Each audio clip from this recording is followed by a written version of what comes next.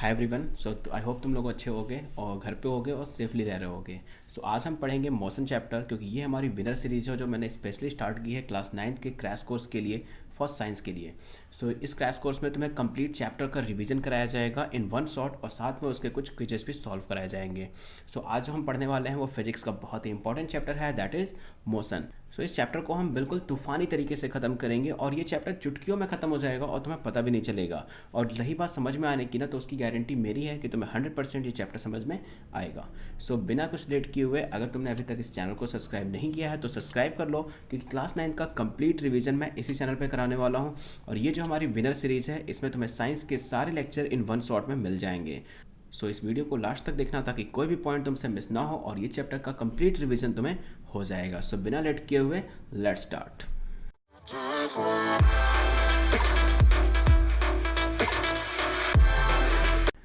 So students, चलो देखते हैं मोशन। देखो, पहला क्वेश्चन जो हमारा इस चैप्टर में आता है कि चैप्टर का जो नाम होता है हमें उसको एक्सप्लेन करना है। तो फर्स्ट क्वेश्चन है हमारे पास, व्हाट इज़ मोशन। अगर हम मोशन की बात करें तो सबसे पहले डेफिनेशन देख लेते हैं, फिर मैं इसको समझाता हूँ।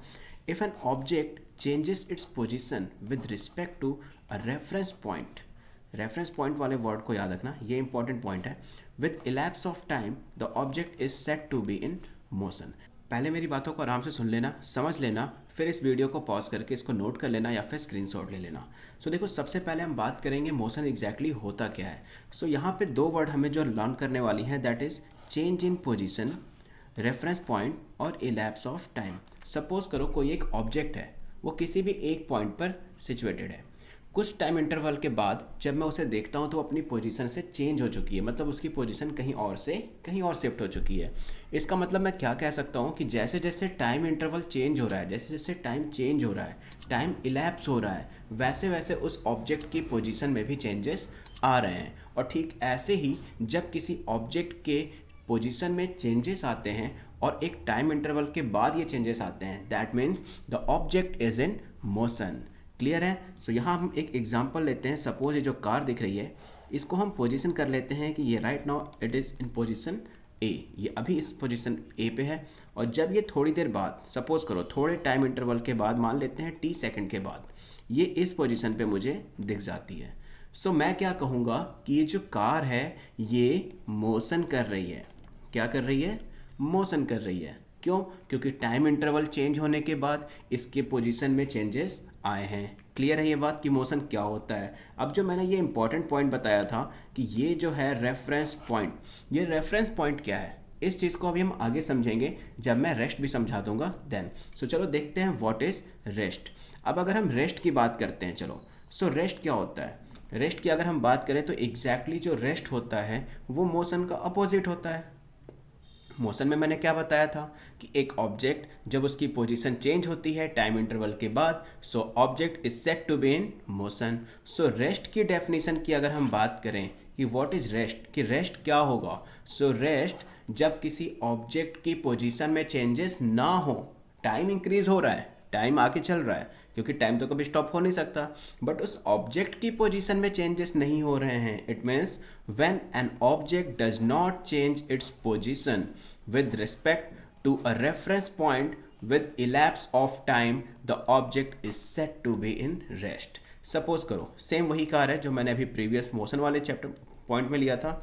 इस अभी ये पॉइंट ए पर है, थोड़ी देर बाद मैं आता हूँ घूम के, फिर देखता हूँ कि अभी भी ये पॉइंट ए पे है। मतलब मेरा टाइम तो एक्सपेंड हुआ, टाइम तो एक्सपेंड हुआ, बट इसकी पोजीशन में कोई चेंजेस नहीं आए। मतलब अगर रेस्ट की बात करते हैं तो टाइम इंटरवल के साथ ऑब्जेक्ट की पोजीशन में चेंजेस नहीं होते हैं। वही अगर मोशन की बात करें तो टाइम इंटरवल के साथ ऑब्जेक्ट की पोजीशन में चेंजेस आते हैं। That is the difference between motion and rest. बहुत ही क्लियर है, बहुत ही ईजी तरीके से मैं तुम्हें ये पूरा चैप्टर खत्म करूंगा और तुम्हें सच में पता नहीं चलेगा। सो चलो अब आगे देखते हैं कि रेस्ट और मोशन के बाद हमारे पास क्या है। मैंने एक नोट पॉइंट भी यहाँ पे, जैसे जैसे टॉपिक्स इंक्रीज होगा, एक टॉपिक के बाद अगर उसमें कुछ नोट पॉइंट है तो मैंने उसको यहाँ पे एग्जैक्टली लिख दिया है, क्योंकि नोट पॉइंट जो होते हैं ना, ये वो ट्रिकी वर्ड्स होते हैं जो तुम्हें क्वेश्चंस को समझने के लिए या कुछ नए कॉन्सेप्चुअल क्वेश्चन में तुम्हें प्रॉब्लम क्रिएट करेंगे। सो यहाँ पे जो नोट वर्ड है वो क्या है, देखो, thus to observe the motion of any object two things are necessary. First reference point and second one is time. अब ये रेफरेंस पॉइंट क्या है, देखो जो फर्स्ट स्लाइड में मैंने बात की थी ना रेफरेंस पॉइंट की, कि ये वाला जो पॉइंट है ये इंपॉर्टेंट पॉइंट है, ये और इलैप्स ऑफ टाइम, ये दो चीज़ें जो हैं ये किसी भी ऑब्जेक्ट को रेस्ट या मोशन में डिपेंड कर सकती हैं। अब सपोज करो, एक एग्जांपल लेता हूँ पहले, फिर इसमें बात करते हैं। मैं यहाँ पे बैठा हुआ हूँ, मेरी पोजीशन क्या है, मैं इस समय रेस्ट पे हूँ या फिर मैं मोशन में हूँ। सो तुम में से काफ़ी लोग कहेंगे कि मैं रेस्ट पे हूँ। देखो ऐसा नहीं है कि कोई एक ऑब्जेक्ट एक टाइम पे रेस्ट में ही हो सकता है या उसी टाइम पे सिर्फ मोशन ही कर सकता है। At a same time an object can be in rest और इन मोशन। मतलब कह सकते हो कि एक ऑब्जेक्ट जो है वो सेम टाइम पे रेस्ट में भी हो सकता है और सेकेंड ही टाइम पे मोशन में भी हो सकता है। देखो कैसे, सपोज करो मैं बैठा हुआ हूँ इस समय चेयर पे या टेबल पे। सपोज मेरी जो ओरिजिनल ग्राउंड पोजीशन है वो किसके रिस्पेक्ट में है, अर्थ के रिस्पेक्ट में, ये अर्थ है, और मैं यहाँ पर कहीं बैठा हुआ हूँ। ठीक है, मेरा एक फ्रेंड आता है, डोर खोलता है और देखता है मुझे, कि कहता है अच्छा ठीक है बैठे हो, मतलब इस पर्सन के लिए मैं अभी अपने पास रेस्ट पे हूँ, मैं अभी रेस्ट पे हूँ। सो मेरा जो फ्रेंड था वो एस्ट्रोनॉट था, सो सडनली जाता है मून पर बैठ जाता है और वहाँ से मुझे देखता है। यहाँ से जब वो मुझे देख रहा होगा तो देखो अर्थ जो है वो तो रोटेट कर रही है, मैं अर्थ पे हूँ, मतलब मैं भी अर्थ के रिस्पेक्ट में रोटेट कर रहा हूँ। अर्थ रोटेट कर रही है, मैं नहीं कर रहा, मैं तो रेस्ट पे था। जब वो पर्सन यहाँ से मुझे देख रहा था, अर्थ से देख रहा था, तो मैं रेस्ट पे था। बट वही पर्सन जब मून पे चला गया तो मैं अब उसको मोशन में दिख रहा हूँ, क्योंकि अर्थ मोशन कर रही है, उसके रिस्पेक्ट में मैं मोशन कर रहा हूँ। मतलब मैं अभी भी वहीं बैठा हूँ, बट जब कोई एक पर्सन मुझे अर्थ से देखता है तो मैं रेस्ट पे दिखता हूँ, और सेम वही पर्सन जब बाहर जाके देखता है अर्थ के बाहर से, सो मैं मोशन पे देखता हूँ। बात समझ में आई? यानी एक ही पर्सन एक टाइम पे रेस्ट पे भी है और उसी टाइम पे वो मोशन पे भी है। क्लियर है?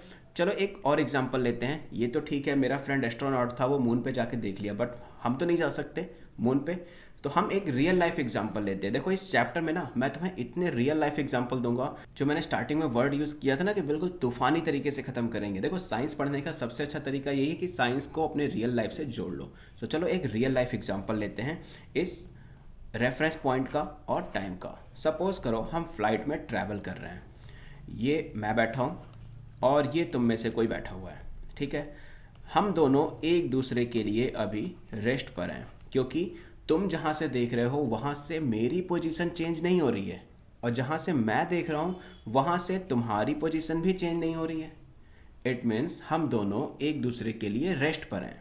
बट ठीक वही चीज़ अगर कोई इस प्लेन को बाहर से देख रहा हो, सपोज कोई पर्सन यहाँ पर है, ये इस प्लेन को बाहर से देख रहा है, तो उसको तो ये प्लेन किस में दिखेगी, मोशन में दिखेगी। और अगर बाई चांस मान लेते हैं इसके पास बैनाकुलर है और ये जूम करके विंडो से मुझे देखता है, तो मैं भी तो इसको फिर मोशन में दिखूंगा। यानी मैं रेस्ट पे हूँ, क्योंकि जहाँ पर हम देख रहे थे, हम जब अंदर थे प्लेन के तो हम एक दूसरे के रिस्पेक्ट में रेस्ट पर थे, बट वही बाहर वाले पर्सन के लिए हम मोशन पे थे। तो इसको बोलते हैं रेफरेंस पॉइंट। मतलब जो ऑब्जर्वर है, जो हमें देख रहा है, वो किस पॉइंट से देख रहा है, that is called reference point. अब मेरे हिसाब से तो ये रेफरेंस पॉइंट बहुत ही अच्छे से क्लियर हो गया होगा, क्योंकि जो रेफरेंस पॉइंट है ये बहुत ही ज़्यादा इंपॉर्टेंट पॉइंट है। सो ये चीज़ क्लियर हो गई, व्हाट इज़ रेफरेंस पॉइंट, जो मेरे नोट का फर्स्ट पॉइंट था। अब बात आती है टाइम की, कि ये जो रेस्ट और मोशन है ना, ये बिना टाइम के तुम कैलकुलेट कर ही नहीं सकते हो, क्योंकि हमने एक बात की थी यहाँ पे, change in time. Change in time, time में चेंजेस होंगे तभी तुम रेस्ट और मोशन को डिफाइन कर सकते हो। सपोज करो तुम्हारी घड़ी, घर की जो क्लॉक है वो रुक चुकी है, तुम अभी सडनली आए, देखे कि घड़ी में 10 o'clock हो रहा है और अपने फादर को सोफे पे बैठे हुए देख लिए। थोड़ी देर बाद, जस्ट 2 या 1 मिनट बाद ही तुम लौट के आए, घड़ी देखे अच्छा अभी भी 10 बज रहा है और पापा अभी उसी टेबल पे बैठे, उसी चेयर पे बैठे हुए हैं। सो मतलब तुम्हें क्या लगेगा, टाइम रुका हुआ है, पापा भी रुके हुए हैं, मतलब पापा रेस्ट पे हैं। हो सकता है ऐसा, but at the same time जब तुम बता ही नहीं पाओगे ना कि वो रेस्ट पे है या मोशन पे, क्योंकि तुम्हें लगेगा अच्छा टाइम तो उतना ही हो रहा है। सो जो चेंज इन टाइम का पॉइंट है ये समझ में आ गया, और रेफरेंस पॉइंट भी हमें समझ में आ गया, क्योंकि बिना टाइम चेंज हुए हम डिफाइन नहीं कर सकते कि एक ऑब्जेक्ट जो है वो रेस्ट पर है या फिर मोशन पे है। अब देखो हमने क्या क्या सीख लिया। हमने देख लिया what is rest, what is motion, reference point और टाइम इंटरवल। लेकिन अब एक चीज़ बताओ, एक इसी चैप्टर में हमारा जो अगला टॉपिक है that is distance and displacement. देखो मैं पहले बता दूं, ये जो टॉपिक है डिस्टेंस और डिस्प्लेसमेंट का, ये काफ़ी ज़्यादा इंपॉर्टेंट पॉइंट है क्योंकि इसमें कन्फ्यूज़न बहुत होती है। और सबसे पहली बात कि जो डिफरेंसेस मैंने लिख रखे हैं 4 पॉइंट, ये 3 मार्क्स में क्वेश्चन भी आते हैं कि what is the difference between distance and displacement. बड़ा ही माइनर सा डिफरेंस है, बहुत माइनर सा, बिल्कुल मतलब तूफानी तरीके से मैं इस चीज़ को बताऊंगा। देखो कैसे, सपोज करो ये वो जगह है तुम्हारा हाउस, और ये वो जगह है जहाँ तुम बहुत दिनों से नहीं गए। अब देखो होता क्या है, सपोज करते हैं एक रास्ता बनाता हूँ जिस रास्ते से होते हुए तुम अपने स्कूल जाते हो। ये रहा वो रास्ता, यानी पाथ। ध्यान से एक एक वर्ड को सुनना। ये वो रास्ता है जहाँ से तुम स्कूल की तरफ जाते हो, बट सब लोग ऐसे नहीं जाते। हमारे आयरन मैन भाई साहब को देख लो, ये क्या करते हैं, सीधा फ्लाई करते हैं। सो ये इनको जब स्कूल जाना था तो इन्होंने उसी समय मार्क वगैरह कुछ बना रखे थे अपने, मार्क 1 2, और ये सीधा यहाँ से बैठे और स्ट्रेट स्कूल चले गए। ये भी तो स्कूल गए और मैं भी स्कूल गया, बट इनके स्कूल जाने में क्या था, ये जिस रास्ते से गए वो स्ट्रेट पाथ था घर से लेके स्कूल तक का। बट जो मैं गया वो रोड से गया, और बिल्कुल रोड जो पाथ बना हुआ था जहाँ से जाना चाहिए था मैं वहाँ से गया। हम लोग स्टार्ट एक पॉइंट से किए, एंड एक पॉइंट से किए, बट हमारे पाथ अलग अलग थे। मेरे और आयरन मैन भाई साहब के पाथ में क्या डिफरेंस था कि मैं उस पाथ को ट्रैवल कर रहा था जो बनाया गया था, और आयरन मैन भाई साहब ने अपने स्ट्रेट पाथ को ट्रैवल किया। देखो अब इसमें मैं अगर बात करूं कि सबसे कम डिस्टेंस किसने ट्रैवल की, तो ऑब्वियस सी बात है आयरन मैन ने सबसे शॉर्टेस्ट डिस्टेंस ट्रैवल की। सबसे ज़्यादा शॉर्टेस्ट डिस्टेंस याद रखना, ये जो थी वो कौन सी डिस्टेंस थी, शॉर्टेस्ट डिस्टेंस। इससे ज़्यादा कोई भी शॉर्ट डिस्टेंस नहीं हो सकती स्कूल से घर जाने के लिए। क्लियर है ये बात। 2 रास्ते हैं, एक लंबा एक छोटा, एक पाथ ट्रैवल कर रहा है, एक स्ट्रेट पाथ ट्रैवल कर रहा है। अब अगर हम बात करें डिस्टेंस की और डिस्प्लेसमेंट की, तो जो पाथ ट्रैवल किया मैंने घर से स्कूल जाने के लिए, दैट इज़ कॉल्ड डिस्टेंस। यहाँ पे मैं माई लिख देता हूँ जिससे तुम्हें पता चल जाए कि जो पाथ मैंने ट्रैवल किया है। क्लियर है चीज़। सेकेंड, जो पाथ आयरन मैन ने क्लियर किया वो क्या था, डिस्प्लेसमेंट। मतलब हम कह सकते हैं कि जो शॉर्टेस्ट डिस्टेंस होती है किसी एक पॉइंट से दूसरी पॉइंट तक, दैट इज़ कॉल्ड डिस्प्लेसमेंट। चलो डेफिनेशन की तरफ बढ़ते हैं और इस पॉइंट को क्लियर करते हैं। डिस्टेंस की बात करें, डिस्टेंस वो पाथ था जो लंबा वाला था पाथ और जिसको मैंने ट्रैवल किया था। The complete length of the path travelled by an object to go from one point to another is called distance. जो कंप्लीट पाथ मैंने ट्रैवल किया, जो ये मैंने पाथ ट्रैवल किया था, ये वाला पाथ जो है इसकी पूरी लेंथ जो होगी दैट इज कॉल्ड डिस्टेंस। अब बात करते हैं डिस्प्लेसमेंट की। द शॉर्टेस्ट डिस्टेंस, जो मैंने बताया ना आयरन मैन भाई साहब ने शॉर्टेस्ट डिस्टेंस ट्रैवल की थी बिल्कुल स्ट्रेट लाइन में, the shortest distance between 2 points is called displacement. Clear है चीज़, आई होप समझ में आ रहा होगा।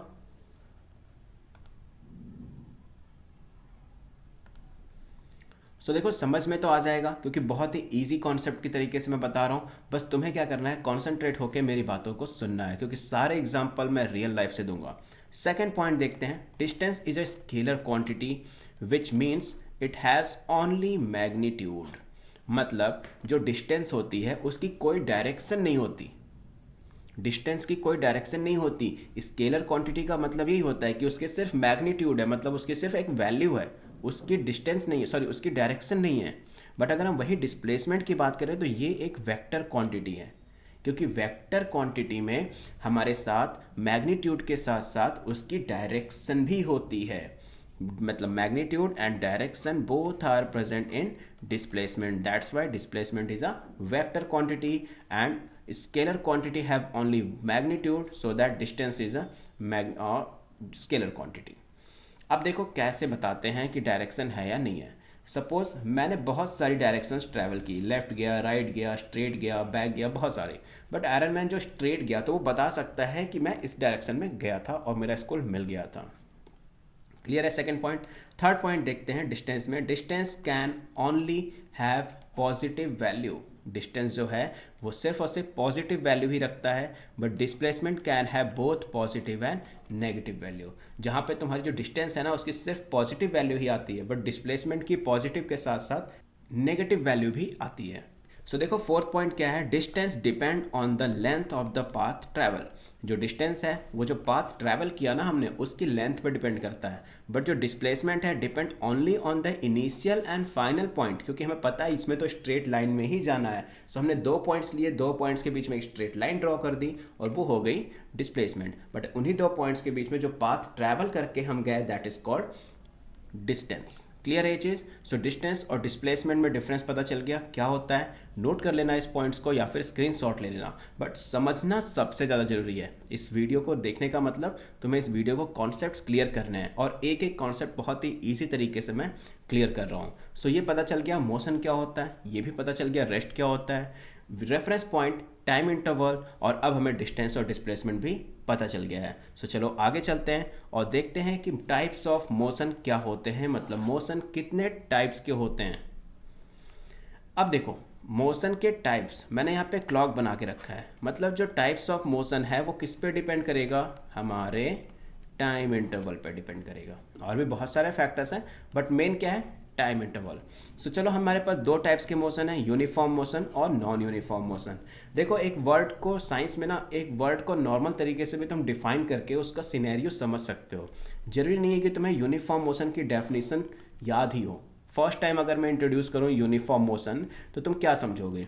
यूनिफॉर्म का मतलब क्या होता है, यूनिफॉर्म का मतलब होता है एक ऐसी ड्रेस जो एक जैसी दिखती हो। मतलब जैसे तुम्हारे स्कूल में यूनिफॉर्म चलती है तो उसको क्या होता है कि हम एक जैसे सारे स्टूडेंट्स दिखते हैं। सो यूनिफॉर्म मोशन का मतलब क्या हो गया, जब मोशन एक ही तरह से हो, एक ही तरीके से हमें दिखाई दे, टाइम इंटरवल सेम हो, और as well as non uniform motion, मतलब जब नॉन यूनिफॉर्म का मतलब क्या है, सारे स्टूडेंट्स जो हैं स्कूल में वो नॉन यूनिफॉर्म में है, मतलब अलग अलग वो ड्रेसेस पहन के आए हैं। इसलिए नाम से कॉन्सेप्ट तो समझ में आ गया, बट हमें यहाँ पे प्रॉपर डेफिनेशन चाहिए, प्रॉपर स्टेटमेंट चाहिए, और प्रॉपरली हम इसे समझेंगे क्योंकि हमें एग्जाम में अच्छे मार्क्स भी गेन करने हैं। सो यहाँ पे हम बात करेंगे यूनिफॉर्म मोशन की। तो सबसे पहले चलो देख लेते हैं कि यूनिफॉर्म मोशन क्या होता है। So what is uniform motion. Clear है चीज़। अब देखो यूनिफॉर्म मोशन क्या होता है, पहले डेफिनेशन देखेंगे फिर समझेंगे। When an object covers equal distance in equal interval of time, मतलब जब एक object equal interval of time में इक्वल डिस्टेंस ट्रैवल करता है, that means the motion is called uniform motion. Clear है। फॉर एग्जाम्पल ले लेते हैं, if a moving vehicles cover a distance 10 kilometre every hour, मतलब एक व्हीकल है, सपोज कर लो यही एक व्हीकल है, ओहो काफ़ी तूफानी कार है। सो चलो देखते हैं। सो हमारा तूफानी बैच भी है, तूफानी में पढ़ा भी रहा हूँ और तूफानी कार भी है, फायर वगैरह लग रखी है। सो चलो देख लेते हैं, ये मान लेते हैं इसकी पोजीशन ए थी, ये इस समय इस पोजीशन पे था, थोड़ी देर बाद ये पोजीशन बी पे आता है और थोड़ी देर बाद ये पोजीशन सी पे आता है। तो देखो ये चीज़ क्या है कि हम क्या कर रहे थे, when an object covers equal distance, so मान लेते हैं A B is equal to B C, equal distance travel हो रही है, ठीक है, in equal interval of time, उसका टाइम इंटरवल भी क्या है, इक्वल है। सो मान लेते हैं ए से बी तक जाने के लिए उसको 1 आवर लगे, बी से सी तक भी 1 आवर लगे। सो यहाँ पर देखो वो हर, और यहाँ पे गिवन है 10 किलोमीटर, सो मान लेते हैं ये कितना है 10 किलोमीटर, यहाँ से यहाँ तक की डिस्टेंस, और यहाँ से यहाँ तक की डिस्टेंस भी कितनी है 10 किलोमीटर। सो देखो ए से बी तक जाने में, फ्रॉम ए टू बी, उसको टाइम कितना लगा 1 आवर, और उसने डिस्टेंस कितनी ट्रैवल की 10 किलोमीटर। ठीक वैसे ही जब उसको बी से सी पे जाना था तो उसको टाइम कितना लगा 1 आवर, और डिस्टेंस कितनी ट्रैवल की उसने 10 किलोमीटर। क्लियर है, मतलब डिस्टेंस भी हर बार सेम, टाइम भी हर बार same. So it means the object is in uniform motion, क्योंकि हर बार उसकी मोशन सेम दिखाई दे रही है, वो सेम टाइम इंटरवल पे सेम डिस्टेंस ट्रैवल कर रहा है। So the uniform motion when the object covers equal distance in equal interval of time, so that the object is in uniform motion. Clear है चीज। अब आगे देखते हैं कि what is non uniform motion. So चलो पहले हम डेफिनेशन देखते हैं और फिर इसी चीज को समझते हैं हमारी तूफानी कार से। When an object covers unequal distance in equal interval of time, unequal distance in equal interval of time. मतलब हमारे पास दो चीज़ें थी हमारे पास, एक तो टाइम और एक डिस्टेंस। सो देखो जो हमारे पास टाइम था, हमारे पास अगर हम टाइम की बात करें, सो जो टाइम है वो क्या है, इक्वल इंटरवल ऑफ टाइम। मतलब टाइम हमेशा क्या होना चाहिए, इक्वल होना चाहिए, और एज वेल एज जो डिस्टेंस है वो अनइक्वल होनी चाहिए। देखो टाइम इक्वल इसलिए रखा गया है कि सपोज करो कोई चीज़ें फास्ट चलती हैं, कोई चीज़ें स्लो चलती हैं। अगर हम टाइम इंटरवल काउंट ना करें तो हो सकता है 1 आवर्स में 30 किलोमीटर चलता है, कोई 1 आवर में 40 किलोमीटर चलता है। इसलिए टाइम को यूनिटाइज करना बहुत ज़रूरी है, क्योंकि हम मान लेते हैं टाइम हमेशा इक्वल इंटरवल टाइम पे ही हम उस चीज़ को काउंट करेंगे। So when an object covers unequal distance in equal interval of time, the motion is called non uniform motion. So चलो ठीक है, हम यहाँ पे भी एक लाइन ड्रॉ कर लेते हैं। मान लेते हैं ये पोजीशन ए थी, ये पोजीशन बी है और ये पोजीशन सी है। हमारे पास एग्जांपल क्या है, if moving vehicle covers a distance of 10 kilometre in first hour.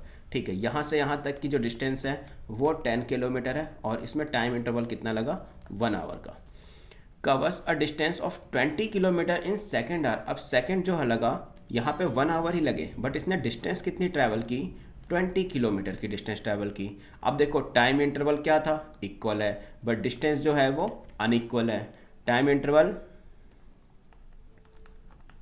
Equal और ये unequal, so that the object is in non uniform motion. Clear है? सो यहाँ पे हम क्लियरली कह सकते हैं कि जो ऑब्जेक्ट है वो नॉन यूनिफॉर्म मोशन में है। सो यहाँ पर अगर हम यूनिफॉर्म और नॉन यूनिफॉर्म मोशन की बात करें, सो हमारे पास दोनों ही कंडीशन में जो टाइम इंटरवल होता है वो सेम होगा, बट जो डिस्टेंस होगी वो क्या होगी, यूनिफॉर्म के केस में इक्वल होगी और नॉन यूनिफॉर्म के केस में अनइक्वल होगी। क्लियर है ये पॉइंट्स? बहुत ही इजी तरीके से समझ में आ गया। इस चीज़ को नोट कर लेना, डेफिनेशन नोट कर लेना, या फिर इसका स्क्रीनशॉट ले लेना। Now let's see what is speed. सबसे पहले डेफिनेशन देख लेते हैं चलो। सो यहाँ पर अगर हम डेफिनेशन की बात करें तो distance covered bye a moving object in unit time is called distance. देखो जो डिस्टेंस कवर होगा ना किसी भी मूविंग ऑब्जेक्ट के थ्रू एक यूनिट टाइम में, यूनिट टाइम का मतलब 1 मिनट, 1 सेकेंड, 1 आवर, इस तरह से, बट बेसिकली टाइम की जो एसआई यूनिट होती है वो सेकंड होती है, तो हम यहाँ बात करेंगे 1 सेकेंड की। सो देखो द डिस्टेंस कवर्ड, जो डिस्टेंस कवर करेगा कोई एक ऑब्जेक्ट 1 सेकेंड में या 1 यूनिट टाइम में, दैट इज कॉल्ड स्पीड। अगर हम स्पीड की डेफिनेशन देखें तो डिस्टेंस कवर्ड को डिवाइड करेंगे किससे, टाइम से, यानी speed is equal to distance upon taken time. So speed को हम रिप्रेजेंट करते हैं v से, so v is equal to s upon t. So s represent distance, यानी v क्या हो जाएगी स्पीड, s क्या हो जाएगा डिस्टेंस, और t हो जाएगी total time. So that speed is equal to distance upon time. अब बात करते हैं स्पीड की एसआई यूनिट की। तो देखो डिस्टेंस की एसआई यूनिट क्या होती है, मीटर, टाइम की SI unit second, so speed की एसआई यूनिट मीटर पर सेकेंड। क्लियर है? यानी स्पीड इज इक्वल टू क्या होता है, distance upon time, the SI unit is metre पर सेकेंड। क्लियर है स्पीड भी? अब आगे देखते हैं एवरेज स्पीड क्या होती है। देखो एवरेज का मतलब होता है कि कोई एक चीज़ रनिंग है तो उसकी ओवरऑल एवरेज क्या आ रही है। सो एवरेज स्पीड यानी कोई एक मूविंग ऑब्जेक्ट जब किसी स्पीड में रन कर रहा है, सो उसकी एवरेज स्पीड क्या है। The average speed cover the unit time by a moving object is called average speed. जितनी भी डिस्टेंस, एवरेज डिस्टेंस वो ट्रैवल कर रहा है ना कि यूनिट टाइम में, that is called average speed. अगर हम बात करें एवरेज स्पीड के फॉर्मूले की तो फॉर्मूला अप्रॉक्सीमेटली सेम होगा, the total distance covered divided by total time taken, so that v is equal to S upon T. यहाँ भी फॉर्मूला सेम है, बट होगा क्या कि v is equal to S upon T, average speed भी तो speed ही है, so that v is equal to S upon T. यहाँ भी v क्या है एवरेज स्पीड, s क्या है टोटल डिस्टेंस, और t क्या है टाइम टेकन। और रही बात एसआई यूनिट की तो इसके भी एसआई यूनिट क्या हो जाएगी, मीटर पर सेकेंड। क्लियर है स्पीड और एवरेज स्पीड। अब आगे बढ़ते हैं हमारे वेलोसिटी की तरफ, जो कि एक इंपॉर्टेंट पॉइंट है इस मोशन वाले चैप्टर का। तो देखो बहुत ही इजी तरीके से हर चीज़ समझ में आ रही है, सो बिल्कुल भी देर नहीं करते और इस लेक्चर को आगे करते हैं वेलोसिटी की तरफ। The speed of a moving object, जो स्पीड है एक मूविंग ऑब्जेक्ट की इन अ पर्टिकुलर डायरेक्शन, एक पर्टिकुलर डायरेक्शन में इज कॉल्ड वेलोसिटी। मतलब एक ऑब्जेक्ट की जो स्पीड है एक पर्टिकुलर डायरेक्शन में, दैट इज कॉल्ड वेलोसिटी। देखो अगर हम बात करें ना कि स्पीड जो थी वो हमारी कौन सी क्वांटिटी हो गई, स्केलर क्वांटिटी, क्योंकि वहाँ पर सिर्फ और सिर्फ क्या था, डायरेक्शन नहीं थी, सिर्फ मैग्नीट्यूड थी। बट वेलोसिटी की बात करें तो यहाँ पे पर्टिकुलर डायरेक्शन भी है, मतलब वेलोसिटी क्या है, वेक्टर क्वांटिटी है। यानी velocity has both magnitude and direction while speed has only magnitude no direction। Clear है। So velocity is equal to क्या हो जाएगा, distance covered divided by time taken. So v is equal to S upon T. देखो फॉर्मूले same लग रहे हैं, definition same लग रही है, बट माइनर माइनर से वर्ड्स का डिफरेंस है। जैसे स्पीड में डायरेक्शन नहीं थी, वेलोसिटी में डायरेक्शन है। सो एसआई यूनिट इसकी भी क्या हो जाएगी, मीटर पर सेकेंड, क्योंकि डेफिनेशन सेम है। Speed equal to sorry velocity is equal to displacement upon time. Clear है चीज़, वेलोसिटी भी क्लियर हो गई। अब आगे देखते हैं यूनिफॉर्म वेलोसिटी क्या होती है। वेलोसिटी भी दो तरह की होती थी, जैसे मोशन दो टाइप्स के थे, यूनिफॉर्म मोशन और नॉन यूनिफॉर्म मोशन। वैसे ही वेलोसिटी भी टू टाइप्स के होते हैं, एक यूनिफॉर्म वेलोसिटी, एक नॉन यूनिफॉर्म वेलोसिटी। तो सबसे पहले हम देखते हैं यूनिफॉर्म वेलोसिटी को। देखो इस यूनिफॉर्म स्पीड, जब कोई एक ऑब्जेक्ट एक यूनिफॉर्म स्पीड में होगा of an object in the same direction is called uniform velocity. मतलब कहने का मतलब है कि जब किसी स्पीड जो होगी वो एक सेम डायरेक्शन में जाएगी, that is called uniform velocity. Clear है। स्पीड तो हमें पता ही है, speed is equal to distance upon time. तो एक यूनिट डिस्टेंस में, एक यूनिट टाइम के अंदर एक यूनिट डिस्टेंस जब ट्रैवल करेगा एक सेम डायरेक्शन में, तो that is called uniform velocity. Clear है चीज़। नॉन यूनिफॉर्म की बात करें तो when speed is change, when direction is change, मतलब डायरेक्शन भी सेम नहीं है और स्पीड भी सेम नहीं है, so that object is in non uniform velocity. Clear है चीज़। यूनिफॉर्म वेलोसिटी और नॉन यूनिफॉर्म वेलोसिटी दोनों क्लियर हो गई। अब देखते हैं एक note point, if a vehicle is moving on a circular path. देखो सपोज करो ये जो कार है ये सर्कुलर पाथ पे ट्रैवल कर रही है विद यूनिफॉर्म स्पीड, और इसकी स्पीड क्या है, यूनिफॉर्म है, uniform speed, then its velocity is said to be non-uniform। यानी स्पीड क्या है, यूनिफॉर्म, बट वेलोसिटी क्या होगी, नॉन यूनिफॉर्म। क्यों होगी, देखते हैं आगे। Because on a circular path the direction of moving body, circular path में जब कोई एक ऑब्जेक्ट डायरेक्ट करता है तो उसकी डायरेक्शन में चेंजेस आ रहे हैं। कैसे, सपोज करो ये अभी पॉइंट ए पर है, थोड़ी देर बाद पॉइंट बी पे पहुंच गया। सो ये ईस्ट, वेस्ट, साउथ और नॉर्थ, 4 डायरेक्शन है हमारे पास। अभी ये किस डायरेक्शन में मूविंग है, ईस्ट के साइड मूविंग है। जब ये चलते चलते यहाँ आ जाएगा तो ये किस डायरेक्शन में मूविंग हो जाएगा, साउथ डायरेक्शन में। यानी ईच एंड एवरी पॉइंट्स, ये ऑब्जेक्ट, ये जो कार है, ये अपनी डायरेक्शन को चेंज कर रही है। और हमने पढ़ा था कि जो यूनिफॉर्म वेलोसिटी होती है उसमें डायरेक्शन सेम होती थी। मतलब अगर एक ऑब्जेक्ट सर्कुलर पाथ में यूनिफॉर्म स्पीड रखता है उसके बावजूद भी वो नॉन यूनिफॉर्म वेलोसिटी को रिप्रेजेंट करता है, just because of change in direction. Clear है चीज़ कि डायरेक्शन में चेंजेस आते हैं तो हम नॉन यूनिफॉर्म वेलोसिटी को कंसीडर करते हैं। क्लियर है पॉइंट, इस चीज़ को अच्छे से लर्न समझ लेना, क्योंकि 1 मार्क क्वेश्चन या कॉन्सेप्चुअल क्वेश्चन इससे पूछे जा सकते हैं। आगे देखते हैं, हमारे पास एक और नोट पॉइंट है। देखो एक तो हमने देखा सर्कुलर पाथ में ऑलवेज नॉन यूनिफॉर्म मोशन। अब हम बात करते हैं जिग जैग पाथ की। जिग जैग पाथ पता होगा, इस तरह से जो जाता है। If a vehicle moving with uniform speed, अगर जिग जैग में भी एक ऑब्जेक्ट जो है वो यूनिफॉर्म स्पीड को ट्रैवल करता है, एट दैट केस वो नॉन यूनिफॉर्म वेलोसिटी को ही रिप्रेजेंट करेगा। क्योंकि इस बार देखो डायरेक्शन इसकी इधर थी, यहाँ से डायरेक्शन इधर हो गई, यहाँ से डायरेक्शन इधर, मतलब डायरेक्शन में चेंजेस आ रहे हैं। और जब डायरेक्शन में चेंजेस आते हैं तो हमें पता है कि नॉन यूनिफॉर्म वेलोसिटी ही उस ऑब्जेक्ट को कंसिडर करती है। क्लियर है दोनों पॉइंट, ये दोनों नोट पॉइंट बहुत ही ज़्यादा इंपॉर्टेंट है, इससे क्वेश्चन भी पूछे जाते हैं सर्कुलर पाथ से और जिग जैग पाथ से। अब जो हमारा नेक्स्ट टॉपिक है that is average velocity.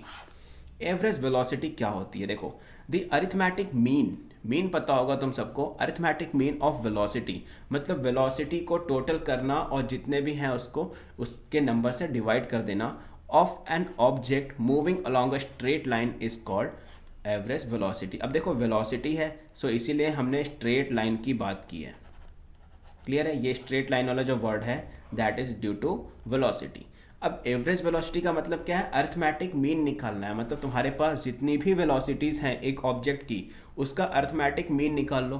Arithmetic mean निकालना देखो सबको पता है कि क्या करना है, टोटल वेलोसिटीज़ को सम करना है और टोटल नंबर से डिवाइड कर देना है। बट इसमें देखो यहाँ पर वेलोसिटी को हम दो चीज़ लेते हैं, एक इनिशियल वेलोसिटी जहाँ से ऑब्जेक्ट चलना स्टार्ट होता है उस पॉइंट पे, और एक फाइनल वेलोसिटी जहाँ पे ऑब्जेक्ट रुक जाता है, स्टॉप हो जाता है, उस पॉइंट की वेलोसिटी।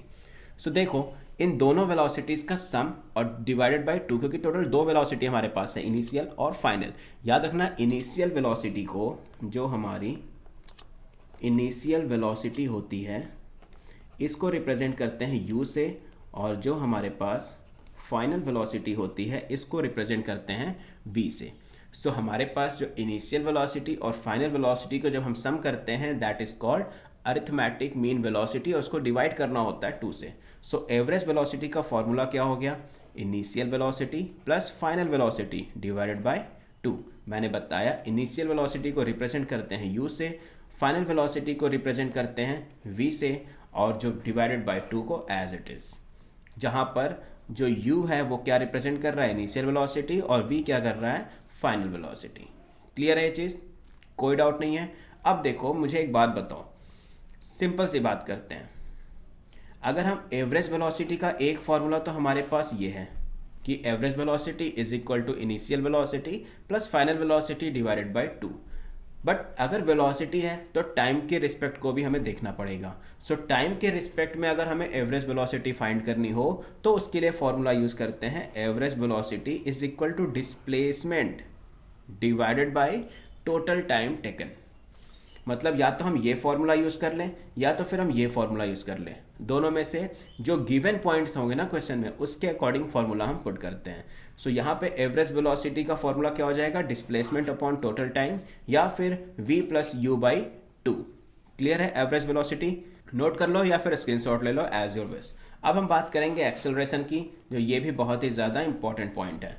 देखो एक्सेलरेशन होता क्या है, याद करो तुम बाइक्स वगैरह अगर चलाते हो या कार चलाते हो तो उसमें एक एक्सेलरेटर होता है।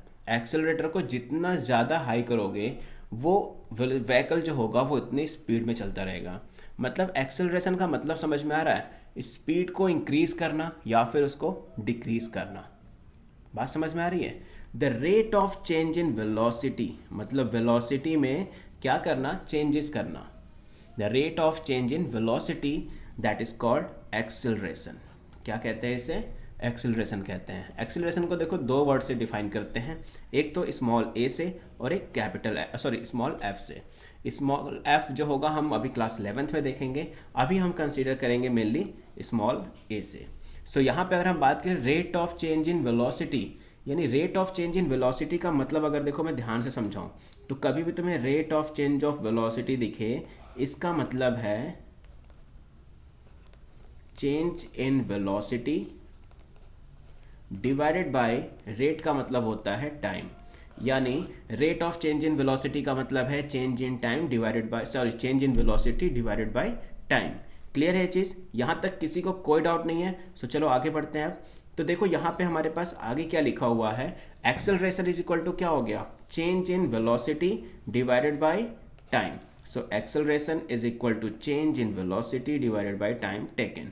अब देखो चेंज इन वेलोसिटी का मतलब क्या हुआ, एक तो मैंने दो वेलोसिटी बताई थी, एक इनिशियल और एक final. So change in velocity का मतलब हो गया जब तुम फाइनल वेलोसिटी में से इनिशियल वेलोसिटी को माइनस कर दोगे।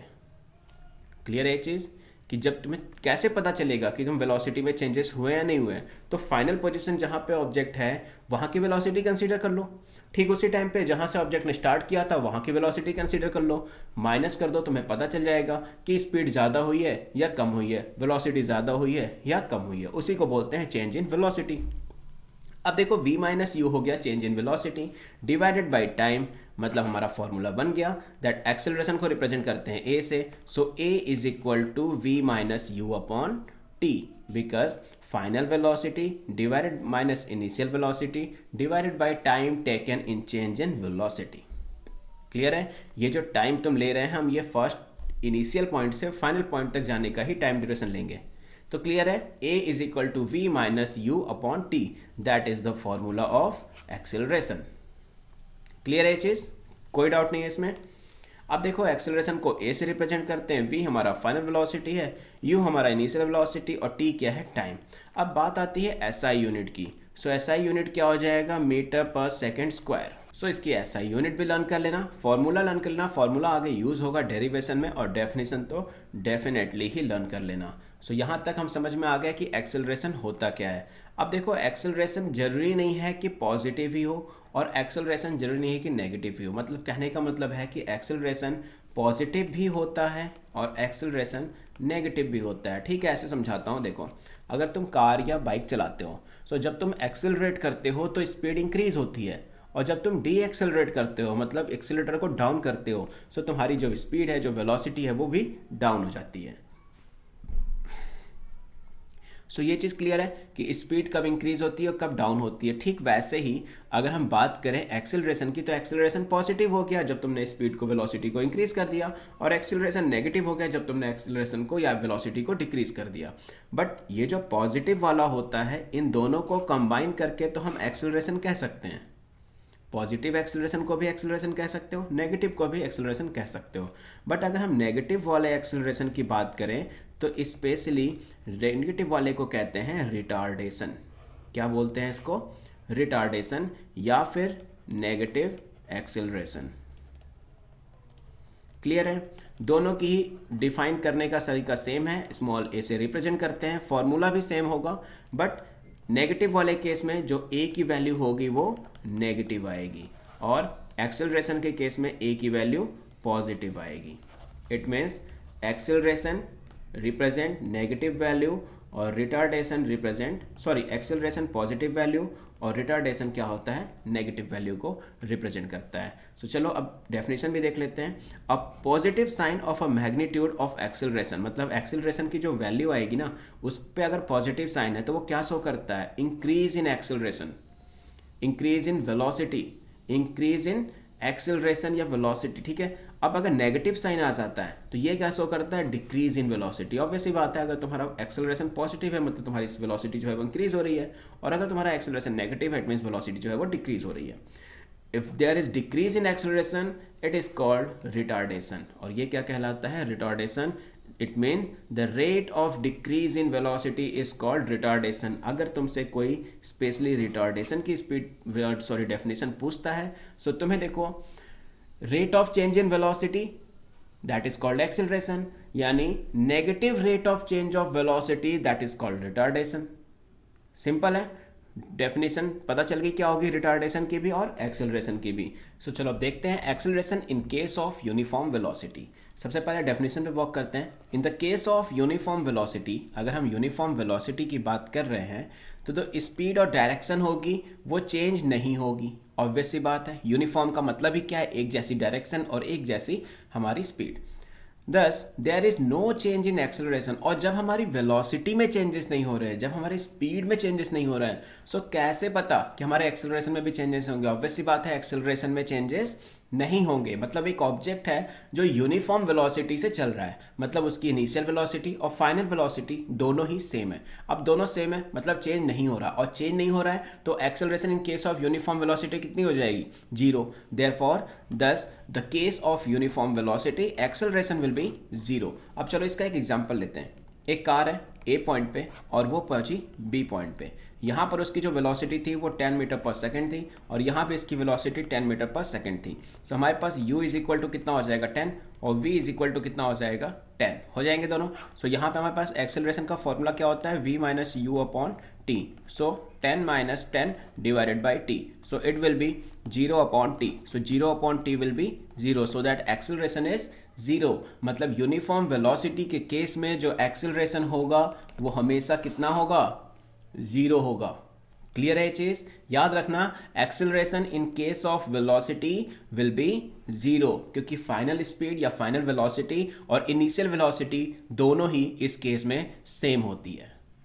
Got it. नेक्स्ट पॉइंट देखो, हम बढ़ते हैं आगे की तरफ और देखते हैं इक्वेशन ऑफ मोशन। और अब हमारे चैप्टर के जो मोस्ट इंपॉर्टेंट टॉपिक्स हैं, जो मोस्ट इंपॉर्टेंट पॉइंट्स हैं वो आ चुके हैं। इनको समझने के लिए तुमने जो अभी तक जितना भी समझा है ना, उसको याद रखना ज़रूरी है। और ऑब्वियस सी बात है तुम्हें याद होगा, क्योंकि मैंने उसको बहुत ही तूफ़ानी तरीके से चुटकियों में ख़त्म किया है। सो देखो, अब बात करते हैं इक्वेशन ऑफ मोशन की, क्योंकि जो ज़्यादा इंपॉर्टेंट है। सो यहाँ हमारे पास इक्वेशन ऑफ मोशन 3 है।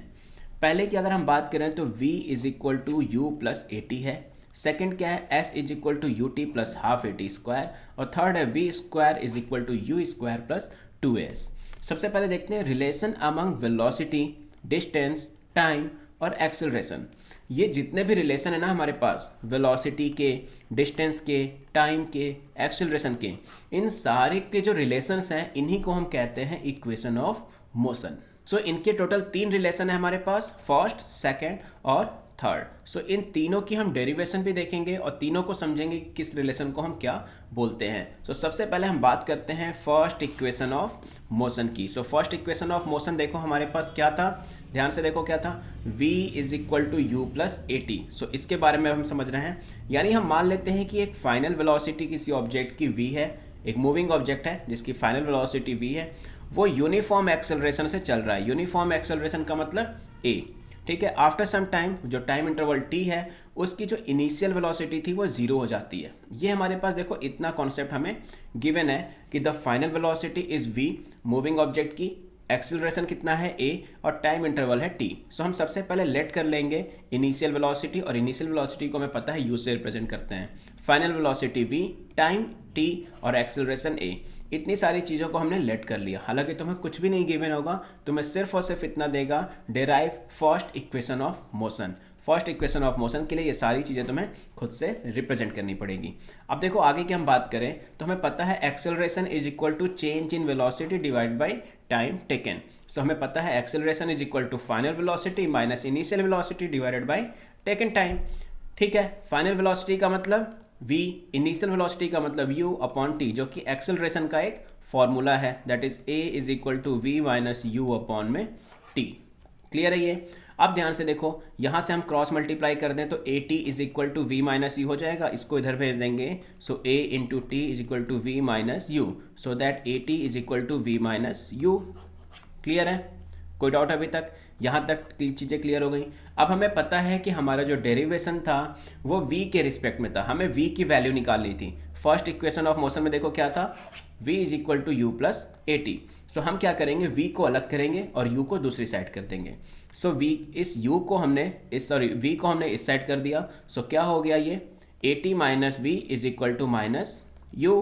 क्लियर है? यानी यहाँ से हमें क्या मिल गया, minus V is equal to minus U plus A T. ये है v, ये है u, सॉरी। क्लियर है ये चीज़, ये v और ये u। सो यहाँ से माइनस देखो, तीनों साइड है, तीनों नंबर्स के आगे माइनस है, तो हम माइनस को कॉमन लेके हटा सकते हैं। So v is equal to U plus A T. Equation number first is derived. Now this was the derivation of the first equation of motion. अब मैंने इसको इक्वेशन नंबर 1 लिखा है, तो इस चीज़ को याद रखना, क्योंकि आगे मैं अगर इक्वेशन नंबर 1 लिखूंगा तो याद रखना हमें इसी इक्वेशन को कंसीडर करना है। तो डेरिवेशन समझ में आया? देखो डेरिवेशन सिंपल सा है, सबसे पहले एक्सेलरेशन का फॉर्मूला लिखना है। एक्सेलरेशन के फॉर्मूले को ही चेंज करके हमें जो t था उसको ए टी के साथ मल्टीप्लाई कर, a के साथ मल्टीप्लाई कर देना है। सो ए टी मिल जाएगा और यहाँ से v is equal to U plus A T हमें फाइंड हो जाएगा, and that is the first equation of motion. Clear है ये पॉइंट? सो स्टूडेंट्स चलो अब बात कर लेते हैं सेकंड इक्वेशन ऑफ मोशन की, जहां हमने फर्स्ट इक्वेशन ऑफ मोशन जो थी वो स्टार्ट किया था एक्सेलरेशन के फॉर्मूले से। वहीं पर जो सेकंड इक्वेशन ऑफ मोशन है उसको हम स्टार्ट करेंगे एवरेज वेलोसिटी के फॉर्मूले से। सो चलो स्टार्ट करते हैं। सबसे पहले हमें लेट करना पड़ेगा कि जो हमारा इनिशियल वेलोसिटी है वो u है, फाइनल वेलोसिटी v है, एक्सेलरेशन a है, टाइम t है और जो डिस्टेंस कवर हो रहा है वो s है। नाउ अब हम क्या करेंगे, एवरेज वेलोसिटी का फॉर्मूला ले लेंगे, that is initial velocity plus final velocity divided by 2। So initial velocity को रिप्रेजेंट करते हैं u से, सो u plus final velocity that is v divided by 2, और इसको हम ले लेते हैं इक्वेशन नंबर 2। क्लियर है यहाँ तक? आगे हम क्या देखेंगे कि डिस्टेंस क्या होता है, क्योंकि देखो जो सेकेंड इक्वेशन ऑफ मोशन है that is s is equal to U T plus half A T square. Second equation of motion में देखो हमारे पास s चाहिए होगा, हमें कंपलसरी है, यानी हमें कुछ ऐसा डिस्टेंस का फॉर्मूला तो यूज़ करना ही पड़ेगा।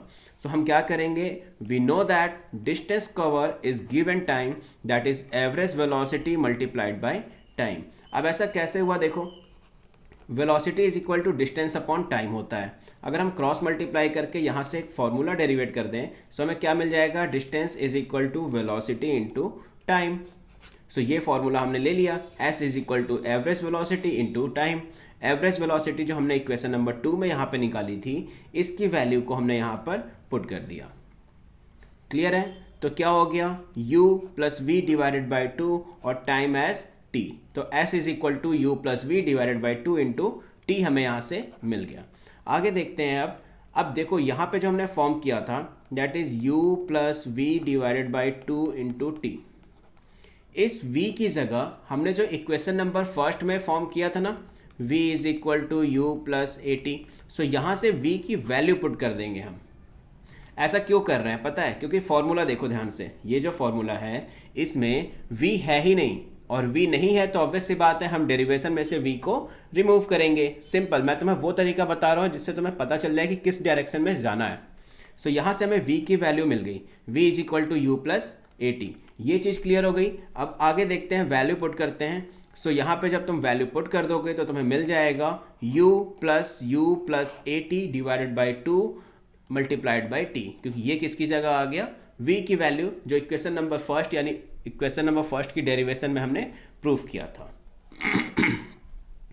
सो s is equal to bracket open कर देंगे तो u plus A T divided by 2, u और u प्लस होके 2u बन जाएगा और ए टी और मल्टीप्लाइड बाई टी। क्लियर है यहाँ तक? अब इस t से इन दोनों में मल्टीप्लाई करेंगे।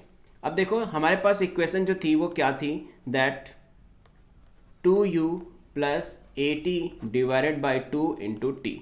सो जब मैंने t से इसमें मल्टीप्लाई किया तो ये क्या हो जाएगा, 2ut और प्लस t से अगेन इसमें मल्टीप्लाई करेंगे, so A T square divided by 2। देखो एग्जैक्टली हमारा यहाँ पे आ चुका है। अब हमने क्या किया, इसको सेपरेट कर लिया। जैसे इस वाले पॉइंट को देखो हमने सेपरेट कर लिया तो क्या आ गया, 2ut डिवाइडेड बाई 2 और अगेन प्लस का सिंबल, और इसको जब सेपरेट किया तो A T square divided by 2। Clear है यहाँ तक? इन दोनों चीज़ों को देखो हमने यहाँ लिख दिया, इसको सेपरेट करके यहाँ लिख लिया, इसको सेपरेट करके यहाँ लिख लिया। सो 2 से 2 कट गया, ut आ गया और ये क्या बच गया, A T square divided by 2। यहाँ तक क्लियर है बिल्कुल? आगे देखो ये जो टर्म है A T square divided by 2, इसको मैं क्या लिख सकता हूँ, 1/2 ए टी स्क्वायर लिख सकता हूँ। सो इसको मैंने ऐसे लिख दिया, ut आ गया और s हमारा था ही। ये आ गई हमारी second equation of motion, that is s is equal to ut plus half A T square. Derivation start हुआ था एक्स एवरेज वेलोसिटी के फॉर्मूले से और ख़त्म हुआ कहाँ पर, सेकेंड इक्वेशन ऑफ मोशन पे। सो ये था हमारा सेकेंड इक्वेशन ऑफ मोशन। और अब देखते हैं थर्ड इक्वेशन ऑफ मोशन। चलो, so third equation of motion की अगर हम बात करें तो जहाँ पर first equation of motion start हुआ था एक्सेलरेशन के फॉर्मूले से, second equation of motion start हुई थी एवरेज वेलोसिटी के फॉर्मूले से, वहीं पे जो थर्ड इक्वेशन ऑफ मोशन है इसको भी हम स्टार्ट कर सकते हैं एक्सेलरेशन के फॉर्मूले से। सो देखो, the third equation of motion is derived by the substituting the value of T from the first equation of motion. मतलब टी की वैल्यू को अगर हम हटा दें तो क्या मिलेगा, we know from the first equation of motion हमें क्या मिल जाएगा। देखो डायरेक्ट यहाँ पे आते हैं, अगर हम एक्सेलरेशन को लेके चलें, so A is equal to we minus you upon में T, rate of change of velocity, क्योंकि एक्सेलरेशन का फॉर्मूला है। सो यहाँ से अगर मैं क्रॉस मल्टीप्लाई कर दूँ, so T is equal to क्या आ जाएगा, वी माइनस यू अपॉन में ए आ जाएगा, सॉरी ए। तो ये चीज़ क्या मैंने यहाँ पे कर ली। तुम चाहो तो ऐसे कर सकते हो फर्स्ट इक्वेशन से, या तो डायरेक्टली एक्सेलरेशन के फॉर्मूले को भी पुट कर सकते हो। क्लियर है चीज़? आगे बढ़ते हैं और देखते हैं आगे क्या करना है हमें। अब हमें पता है कि जो सेकेंड इक्वेशन ऑफ मोशन थी वो क्या थी, s is equal to U T plus half A T square, second equation of motion. अब इस सेकेंड इक्वेशन ऑफ मोशन में जो t की वैल्यू हमने निकाली v माइनस यू अपॉन में a, इस वैल्यू को दोनों t की जगह हम पुट कर देंगे। सो देखो u की जगह u आ गया, t की जगह हमने वैल्यू पुट कर दी v माइनस यू अपॉन में a, और हाफ a की जगह a आ गया और t की जगह अगेन हमने वैल्यू पुट कर दी v माइनस यू अपॉन में a। क्लियर है यहाँ तक? अब हमें सिर्फ क्या करना है, इसको सॉल्व करना है। बट किसी भी डेरिवेशन को सॉल्व करते समय ये माइंड में हमेशा रखना कि हमें उस डेरिवेशन को कहाँ पर ले जाना है, मतलब आउटपुट क्या निकालना है, उसके अकॉर्डिंगली ही हमें डेरिवेशन को सॉल्व करना होता है। सो चलो देखो, अब हम बात करते हैं इसको सॉल्व करने की, इस वाले टर्म को। सो सॉल्व कर लेते हैं। यहाँ हमने पहले ब्रैकेट ओपन कर लिया, सो सिंपल सा मल्टीप्लाई आ गया। यहाँ भी हमने नॉर्मली सिर्फ और सिर्फ ब्रैकेट ओपन कर दिया है, इसका अलग स्क्वायर कर दिया और इसका अलग स्क्वायर कर लिया। क्लियर है चीज़? आगे हम क्या करेंगे, मल्टीप्लाई। जब हमने u का u माइनस b से मल्टीप्लाई किया, सो क्या हो जाएगा, u in bracket v minus you upon में a, और यहाँ मल्टीप्लाई करेंगे तो क्या हो जाएगा, a into V minus U का whole square divided by 2 into A, क्योंकि ये जो 2a था वो यहाँ पर मल्टीप्लाई हो गया। क्लियर है चीज़? आगे देखो, अगर हम आगे की बात करें तो सॉल्व करके हमें क्या मिल जाएगा, s इज इक्वल टू, जब हमने u से मल्टीप्लाई कर दिया v माइनस यू, तो क्या आ जाएगा, uv और minus you square divided by a था। सो देखो ये चीज़ यहाँ पर आ गई। आगे जो था हमारे पास, इसको सॉल्व करके हमने ये वाली वैल्यू पुट कर दी। अब देखो दोनों का एलसीएम ले लेंगे, a और a, तो एलसीएम कितना हो जाएगा, 2a। इसको इधर एलसीएम लेके सॉल्व करेंगे तो 2 in bracket V U minus you square और प्लस v माइनस यू का होल स्क्वायर। क्लियर है चीज़? 2u को हमने इधर भेज दिया तो 2as हो गया ये चीज़, और 2s फिर इन दोनों को मल्टीप्लाई करके 2uv, इसको मल्टीप्लाई किया तो 2u square plus a square plus b square minus 2ab। यहाँ हमने आइडेंटिटी लगा ली है a माइनस बी का whole square, so that a square plus b square minus 2ab। Clear है चीज़? इस पूरे को हमें सॉल्व करना है। सो देखो हम क्या करेंगे, 2as को 2as एज इट इज़ रहने देंगे, इस u स्क्वायर को और सॉरी v स्क्वायर और u स्क्वायर को भी एज इट इज़ रहने देंगे। ये चीज़ क्लियर हो गई।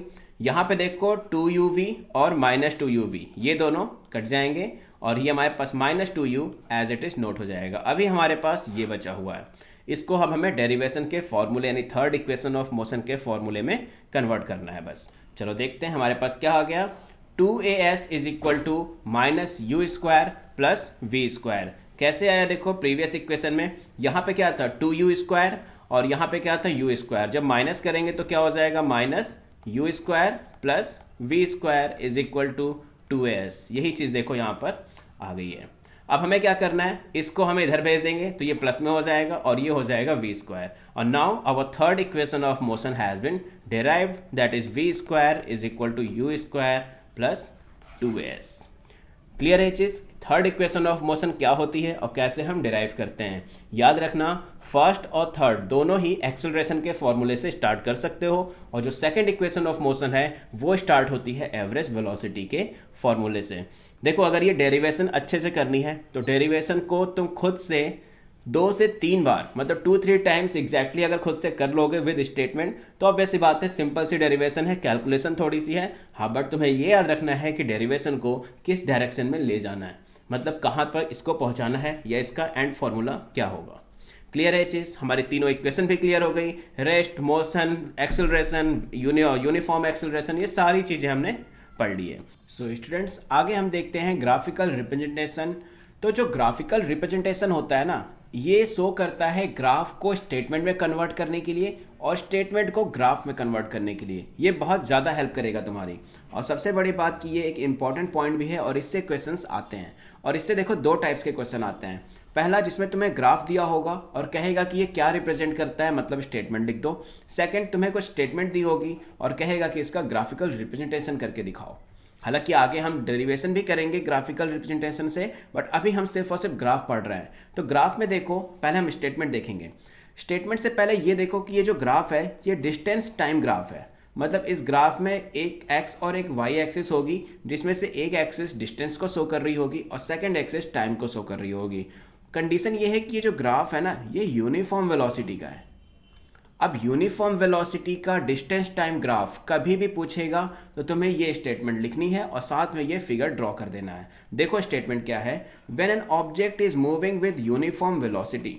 एक ऑब्जेक्ट है जब वो यूनिफॉर्म वेलोसिटी से ट्रैवल कर रहा है, मतलब हमारे पास क्या मिल गया, हमें एक यूनिफॉर्म वेलोसिटी, एक तो ये चीज मिल गई। The slope of graph is always straight line. जो ग्राफ का स्लोप होगा, मतलब स्लोप किसको कहते हैं, ये जो ग्राफ जा रहा है ये, दैट इज स्लोप, ये क्या होगा, हमेशा एक स्ट्रेट लाइन में होगा। मतलब यूनिफॉर्म वेलोसिटी का ग्राफ हमेशा कैसा होता है, स्ट्रेट लाइन का होता है। इस चीज़ को याद रखना, हमेशा कैसा होगा, स्ट्रेट लाइन। ये जो मैंने बताया इसको कंसीडर करके रखना और याद करके रखना कि यूनिफॉर्म वेलोसिटी मतलब स्ट्रेट लाइन। आगे देखते हैं, in other word slope of straight line is a distance time graph. मतलब हम देख लें कि इसका जो स्लोप बन रहा है वो डिस्टेंस टाइम ग्राफ को शो कर रहा है। मतलब ये जो स्लोप है हमारा, सॉरी ये जो स्लोप है ये डिस्टेंस टाइम ग्राफ को ही रिप्रेजेंट कर रहा है। क्लियर है? अब देखो मैंने क्या किया है, एक एक्स एक्सिस ले लिया और एक वाई एक्सिस ले लिया। एक्स एक्सिस पे मैंने रिप्रेजेंट कर दिया है टाइम को और वाई एक्सिस पे रिप्रेजेंट कर दिया है डिस्टेंस को, क्योंकि हमारा जो ग्राफ था वो डिस्टेंस टाइम ग्राफ था। ये चीज़ क्लियर हो गई कि मैंने एक्स एक्सिस पे टाइम को लिया है और वाई एक्सिस पे डिस्टेंस को लिया है। अब देखो हमें पता है कि अगर वेलोसिटी हो रही है तो टाइम जैसे जैसे इंक्रीज होगा डिस्टेंस वैसे वैसे मतलब चेंज इन पोजीशन होता रहेगा। सो चलो देखो, जब मान लेते हैं ये सेकंड में है, तो जब 2 सेकंड था हमारे पास, इस चीज़ को ध्यान से देखना, बहुत ही ज़्यादा इंपॉर्टेंट पॉइंट है ये। जब हमारे पास 2 सेकंड था, मैं पहले इसको इरेज कर देता हूँ, ओरिजिनल लाइन पे चलते हैं। देखो जब हमारे पास 2 सेकंड हो रहे थे तो डिस्टेंस कितनी थी, अप्रॉक्सीमेट 8 या 9 थी डिस्टेंस, मतलब उसकी जो पोजीशन थी वो 8 किलोमीटर पे था। जब 4 सेकंड हो गए, मतलब 2 सेकंड प्लस हो गए, तब उसकी पोजीशन देखो कितनी हो गई, अप्रॉक्सीमेट 18 या 19 पे पहुंच गया। मतलब जैसे जैसे टाइम इंटरवल इंक्रीज हो रहा है वैसे वैसे डिस्टेंस भी इंक्रीज हो रही है। और हमने यूनिफॉर्म वेलोसिटी में पढ़ा था कि टाइम इंटरवल भी इक्वल होता है और डिस्टेंस ट्रैवल्ड भी इक्वल होती है। याद है ये पॉइंट? तो यहाँ पर देखो हर बार टाइम कितना चेंज हो रहा है, 2 सेकेंड। टाइम कितना चेंज हो रहा है, 2 सेकेंड का। और यहाँ पे देखो जो हमने क्लॉक बनाई है, जो डिस्टेंस का क्लॉक बना हुआ है, दैट इज ऑफ 10 किलोमीटर का गैप है। और हर बार इक्वल डिस्टेंस ट्रैवल कर रहा है इक्वल टाइम इंटरवल पे। और जब कोई ऑब्जेक्ट इक्वल टाइम इंटरवल में इक्वल डिस्टेंस ट्रैवल करता है, दैट मीन्स वो क्या शो करता है, यूनिफॉर्म वेलोसिटी को शो करता है। That's why the slope O A is showing the distance time graph of uniform velocity. Clear है पॉइंट? ग्राफ बिल्कुल ऐसा बनेगा। अगर तुमने ग्राफ को जरा सा भी कर्व्ड बना दिया, सो याद रखना वो यूनिफॉर्म वेलोसिटी को मेजर नहीं करेगा। यानी distance time graph of uniform velocity will always in straight line. Clear है पॉइंट? आगे बढ़ते हैं और देखते हैं graphical representation of distance time graph of accelerated motion. मतलब यहाँ पर मोशन जो है वो यूनिफॉर्म नहीं है, मतलब एक्सेलरेट हो रहा है, इंक्रीज हो रहा है। हमने एक्सेलरेशन की बात की है, इसकी जगह पॉजिटिव एक्सेलरेशन भी लिख सकते हैं, या रिटार्डेशन लिखेंगे तो मतलब स्पीड धीरे धीरे कम हो रही है। तो क्लियर है, हमें अभी डिस्टेंस टाइम ग्राफ बनाना है, वो भी किसका, एक्सेलरेटेड मोशन का, कि जिसमें मोशन में एक्सेलरेशन हो रहा हो। सो हमने अगेन क्या लिया, एक टाइम ले लिया एक्स एक्सिस पे, वाई एक्सिस पे हमने डिस्टेंस ले लिया। देखो हम ग्राफ में हमेशा यही शो करेंगे, एक इक्वल टाइम इंटरवल और इक्वल डिस्टेंस। यहाँ पे देखो हमने 2 सेकंड्स का गैप लिया है और डिस्टेंस में 10 किलोमीटर्स का लिया है। बट इस ग्राफ को शो करते हैं। देखो जब हमारे पास 2 सेकंड था तो डिस्टेंस कुछ ऐसी थी, ठीक है। आगे देखो जब 4 सेकंड था तो डिस्टेंस कुछ ऐसी हो गई। 6 सेकंड था तो डिस्टेंस यहाँ पे पहुँचा। जब 8 सेकंड था तो डिस्टेंस हमारी यहाँ पे पहुँची। अब आगे देखो जब 10 सेकंड था तो डिस्टेंस हमारी यहाँ पे पहुँची। जब हमारे पास 12 सेकंड था तो डिस्टेंस हमारा यहाँ पे पहुँचा। अब ध्यान से देखो एक चीज़ कि जैसे जैसे टाइम इंटरवल तो सेम है, हर बार 2 सेकंड का टाइम इंक्रीज हो रहा है, बट इनके जो बीच की डिस्टेंस है ना, ये देखो धीरे धीरे इंक्रीज हो रही है इंक्रीज। दिख रहा है ग्राफ में इंक्रीज होता हुआ। हर बार ये जो गैप है वो ज़्यादा वाइडर होता रह रहा है। वाइडर होने का मतलब कि डिस्टेंस ज़्यादा कवर अप कर रहा है, और जब डिस्टेंस ज़्यादा कवर करेगा तो ऑब्वियस सी बात है, इसका मतलब है कि उसकी जो स्पीड है, जो मोशन है, वो तेज़ हो रही है। और तेज़ होने का मतलब क्या है, वो फास्ट बढ़ रहा है, धीरे धीरे फास्ट हो रहा है। और फास्ट का मतलब क्या है कि वो एक्सेलरेट हो रहा है। That's why the distance time graph जो होता है एक्सेलरेशन ऑफ मोशन का, वो हमेशा अपवर्ड डायरेक्शन में ही जाता है। देखते हैं स्टेटमेंट क्या लिखी हुई है। When the graph of distance versus time, distance versus time का भी मतलब होता है distance and time graph, is plotted for a object moving with accelerated motion. Accelerated motion में जब हम क्या करते हैं, टाइम और डिस्टेंस के ग्राफ को रिप्रेजेंट करते हैं with increasing non uniform speed. तो ये क्या होता है, नॉन यूनिफॉर्म स्पीड तो हो ही गई, ऑब्वियस सी बात है, क्योंकि ऑब्जेक्ट एक्सेलरेटेड है। तो इसका ग्राफ जो होता है ये अपवर्ड स्लोप में बनता है। The slope of graph will not be a straight line. The rising trend of the slope rising trend show कर रहा है, मतलब ऊपर की तरफ ये बढ़ता हुआ जा रहा है, तो ये क्या हो जाएगा, इंक्रीज टेंडेंसी ऑफ वेलोसिटी, मतलब जो टेंडेंसी है ग्राफ की वो वेलोसिटी को इंक्रीज होती हुई दिखा रही है। दैट मीन्स जो हमारा ग्राफ है वो डिस्टेंस टाइम ग्राफ है ऑफ एक्सेलरेटेड मोशन। क्लियर है ये पॉइंट? हमने दो तरह के ग्राफ देख लिए, एक हमने देखा यूनिफॉर्म वेलोसिटी का और एक हमने एक्सेलरेटेड मोशन का भी ग्राफ देख लिया। क्लियर है दोनों चीज? अब हमारे पास जो आता है graphical representation of velocity time graph of uniform velocity. अब हम यूनिफॉर्म वेलोसिटी का वेलोसिटी टाइम ग्राफ देखेंगे, यानी हम अभी तक जो ग्राफ देख रहे थे वो डिस्टेंस टाइम ग्राफ था और अब हम वेलोसिटी टाइम ग्राफ देखेंगे, यानी हम एक्स एक्सिस पे टाइम ले लेंगे और वाई एक्सिस पे वेलोसिटी ले लेंगे। पहले स्टेटमेंट देख लेते हैं। The slope of velocity time graph of an object moving in rectilinear motion, मतलब ये क्या करता है, रेक्टिलिनियर मोशन में ट्रैवल करता है विद यूनिफॉर्म वेलोसिटी, क्योंकि वेलोसिटी तो ऑब्वियस सी बात है हमने यूनिफॉर्म ली हुई है। इस straight line and parallel to X axis. देखो वेलोसिटी क्या होगी, देखो एक चीज देखो ध्यान से। अब हमारा जो ग्राफ था, अभी तक जो हमने ग्राफ देखा वो टाइम और डिस्टेंस को रिप्रेजेंट कर रहा था, बट अब जो ग्राफ है ये सेकेंड्स यानी टाइम और वेलोसिटी को रिप्रेजेंट कर रहा है। और जब ऐसी चीज़ें रिप्रेजेंट करेंगी तो इस ग्राफ में क्या शो होगा कि कितनी वेलोसिटी से वो चल रहा है। और यहाँ पर देखो वेलोसिटी क्या है, यूनिफॉर्म है, यानी हमारा जो ग्राफ है वो स्ट्रेट लाइन पे ही बनेगा, क्योंकि हमें पता है सॉरी यूनिफॉर्म वेलोसिटी होती है तो क्या होता है कि जो ग्राफ होता है वो स्ट्रेट लाइन में बनता है। सो ये जो लाइन है वो हमारी वेलोसिटी को शो कर रहा है। तो चलो आगे देखते हैं। When velocity is taken along Y axis, velocity को हमने वाई एक्सिस पे लिया है और टाइम को एक्स एक्सिस पे लिया है। तो देखो जो वेलोसिटी थी, जब हम ए और बी पॉइंट दो हमने लिए हैं, दोनों ही पॉइंट पे वेलोसिटी तो सेम होगी क्योंकि यूनिफॉर्म वेलोसिटी है। तो जब 6 सेकेंड हो रहे थे तो हमारा ऑब्जेक्ट ए पॉइंट पे था और अप्रॉक्सीमेट जो इसकी वेलोसिटी थी वो 40 मीटर पर सेकेंड थी, मीटर पर सेकेंड गिवन है यहाँ पे। और जब बी पॉइंट पे पहुंचा तब भी इसकी वेलोसिटी कितनी थी, 40 मीटर पर सेकेंड, क्योंकि यहाँ से देखो सेम लिखा हुआ है। ये चीज़ क्लियर है? मतलब ये जो ग्राफ है ये वेलोसिटी टाइम ग्राफ है, इसमें टाइम चेंज हो रहा है बट वेलोसिटी क्या है हमारी, कांस्टेंट है। क्लियर है? बना लोगे इस चीज़ को। आगे बढ़ते हैं अब और देखते हैं calculation of distance using velocity time graph. अब देखो हमने जो अभी वेलोसिटी टाइम ग्राफ पढ़ा है, देखो एक सिंपल सा फॉर्मूला बताता हूँ। वेलोसिटी इज इक्वल टू क्या होता है, डिस्टेंस अपॉन टाइम। और जब तुम्हें इस 3 क्वांटिटी में से कोई 2 क्वांटिटी गिवन होगी तो थर्ड क्वांटिटी निकालना इजी है। और इस ग्राफ को देखो तो यहाँ पर हमें वेलोसिटी भी गिवन है और टाइम भी गिवन है। सो इसकी हेल्प से ऑब्वियस सी बात है हम डिस्टेंस तो फाइंड कर ही सकते हैं। सो चलो वो कैसे फाइंड करते हैं वो सीखेंगे। अब ग्राफ देखो मैंने सेम वही ग्राफ ले रखा है जो हमने अभी प्रीवियस यहाँ पे लिया था। बात करते हैं calculation of distance using velocity time graph की। तो ये सारी स्टेटमेंट हमें खुद से लिखनी पड़ती है। तो हम मान लेते हैं कि एक पॉइंट ए और बी हमने ग्राफ पे ले लिया। ग्राफ ऑलरेडी कैसे ड्रॉ हुआ है वो मैं ऑलरेडी बता चुका हूँ। सो इस पर मैंने 2 पॉइंट्स ले लिए ए और बी। यहाँ तक क्लियर है ना? चलो देखते हैं अब। तो draw a line parallel to Y axis, और वो क्या करेगी, ए सी से, A C from point A and D B from point B. तो देखो हमने पॉइंट ए और बी से एक पैरेलल लाइन ड्रॉ की, ए सी और डी बी। ये जो लाइन होगी ये वाई एक्सिस के पैरेलल होगी, वाई एक्सिस के। क्लियर है यहाँ तक? आगे देखते हैं। अब ये जो पॉइंट है, जो डी वाला पॉइंट है, इसको मैंने ले लिया है T2 और सी वाले पॉइंट को क्या ले लिया है, T1 सॉरी। ये जो पॉइंट सी पे कट कर रहा है दैट इज T1 और जो डी पे कट कर रहा है दैट इज T2। क्लियर है ये चीज़?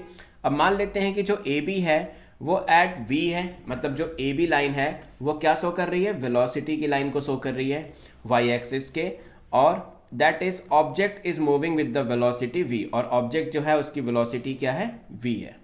क्लियर है इतनी चीज़ें? तो ऑब्वियसली हम पुराने ग्राफ में पढ़ चुके थे। हमने सिर्फ क्या किया है, ए से सी को मिला दिया है, मतलब ए और बी पॉइंट से perpendicular distance draw, perpendicular line draw की है वाई एक्सिस के, और वहाँ जहाँ पे एक्स एक्सिस पे जहाँ वो मिल रहे हैं वहाँ पर हमने T1 और T2 को रिप्रेजेंट कर दिया है, that is already known as C and D.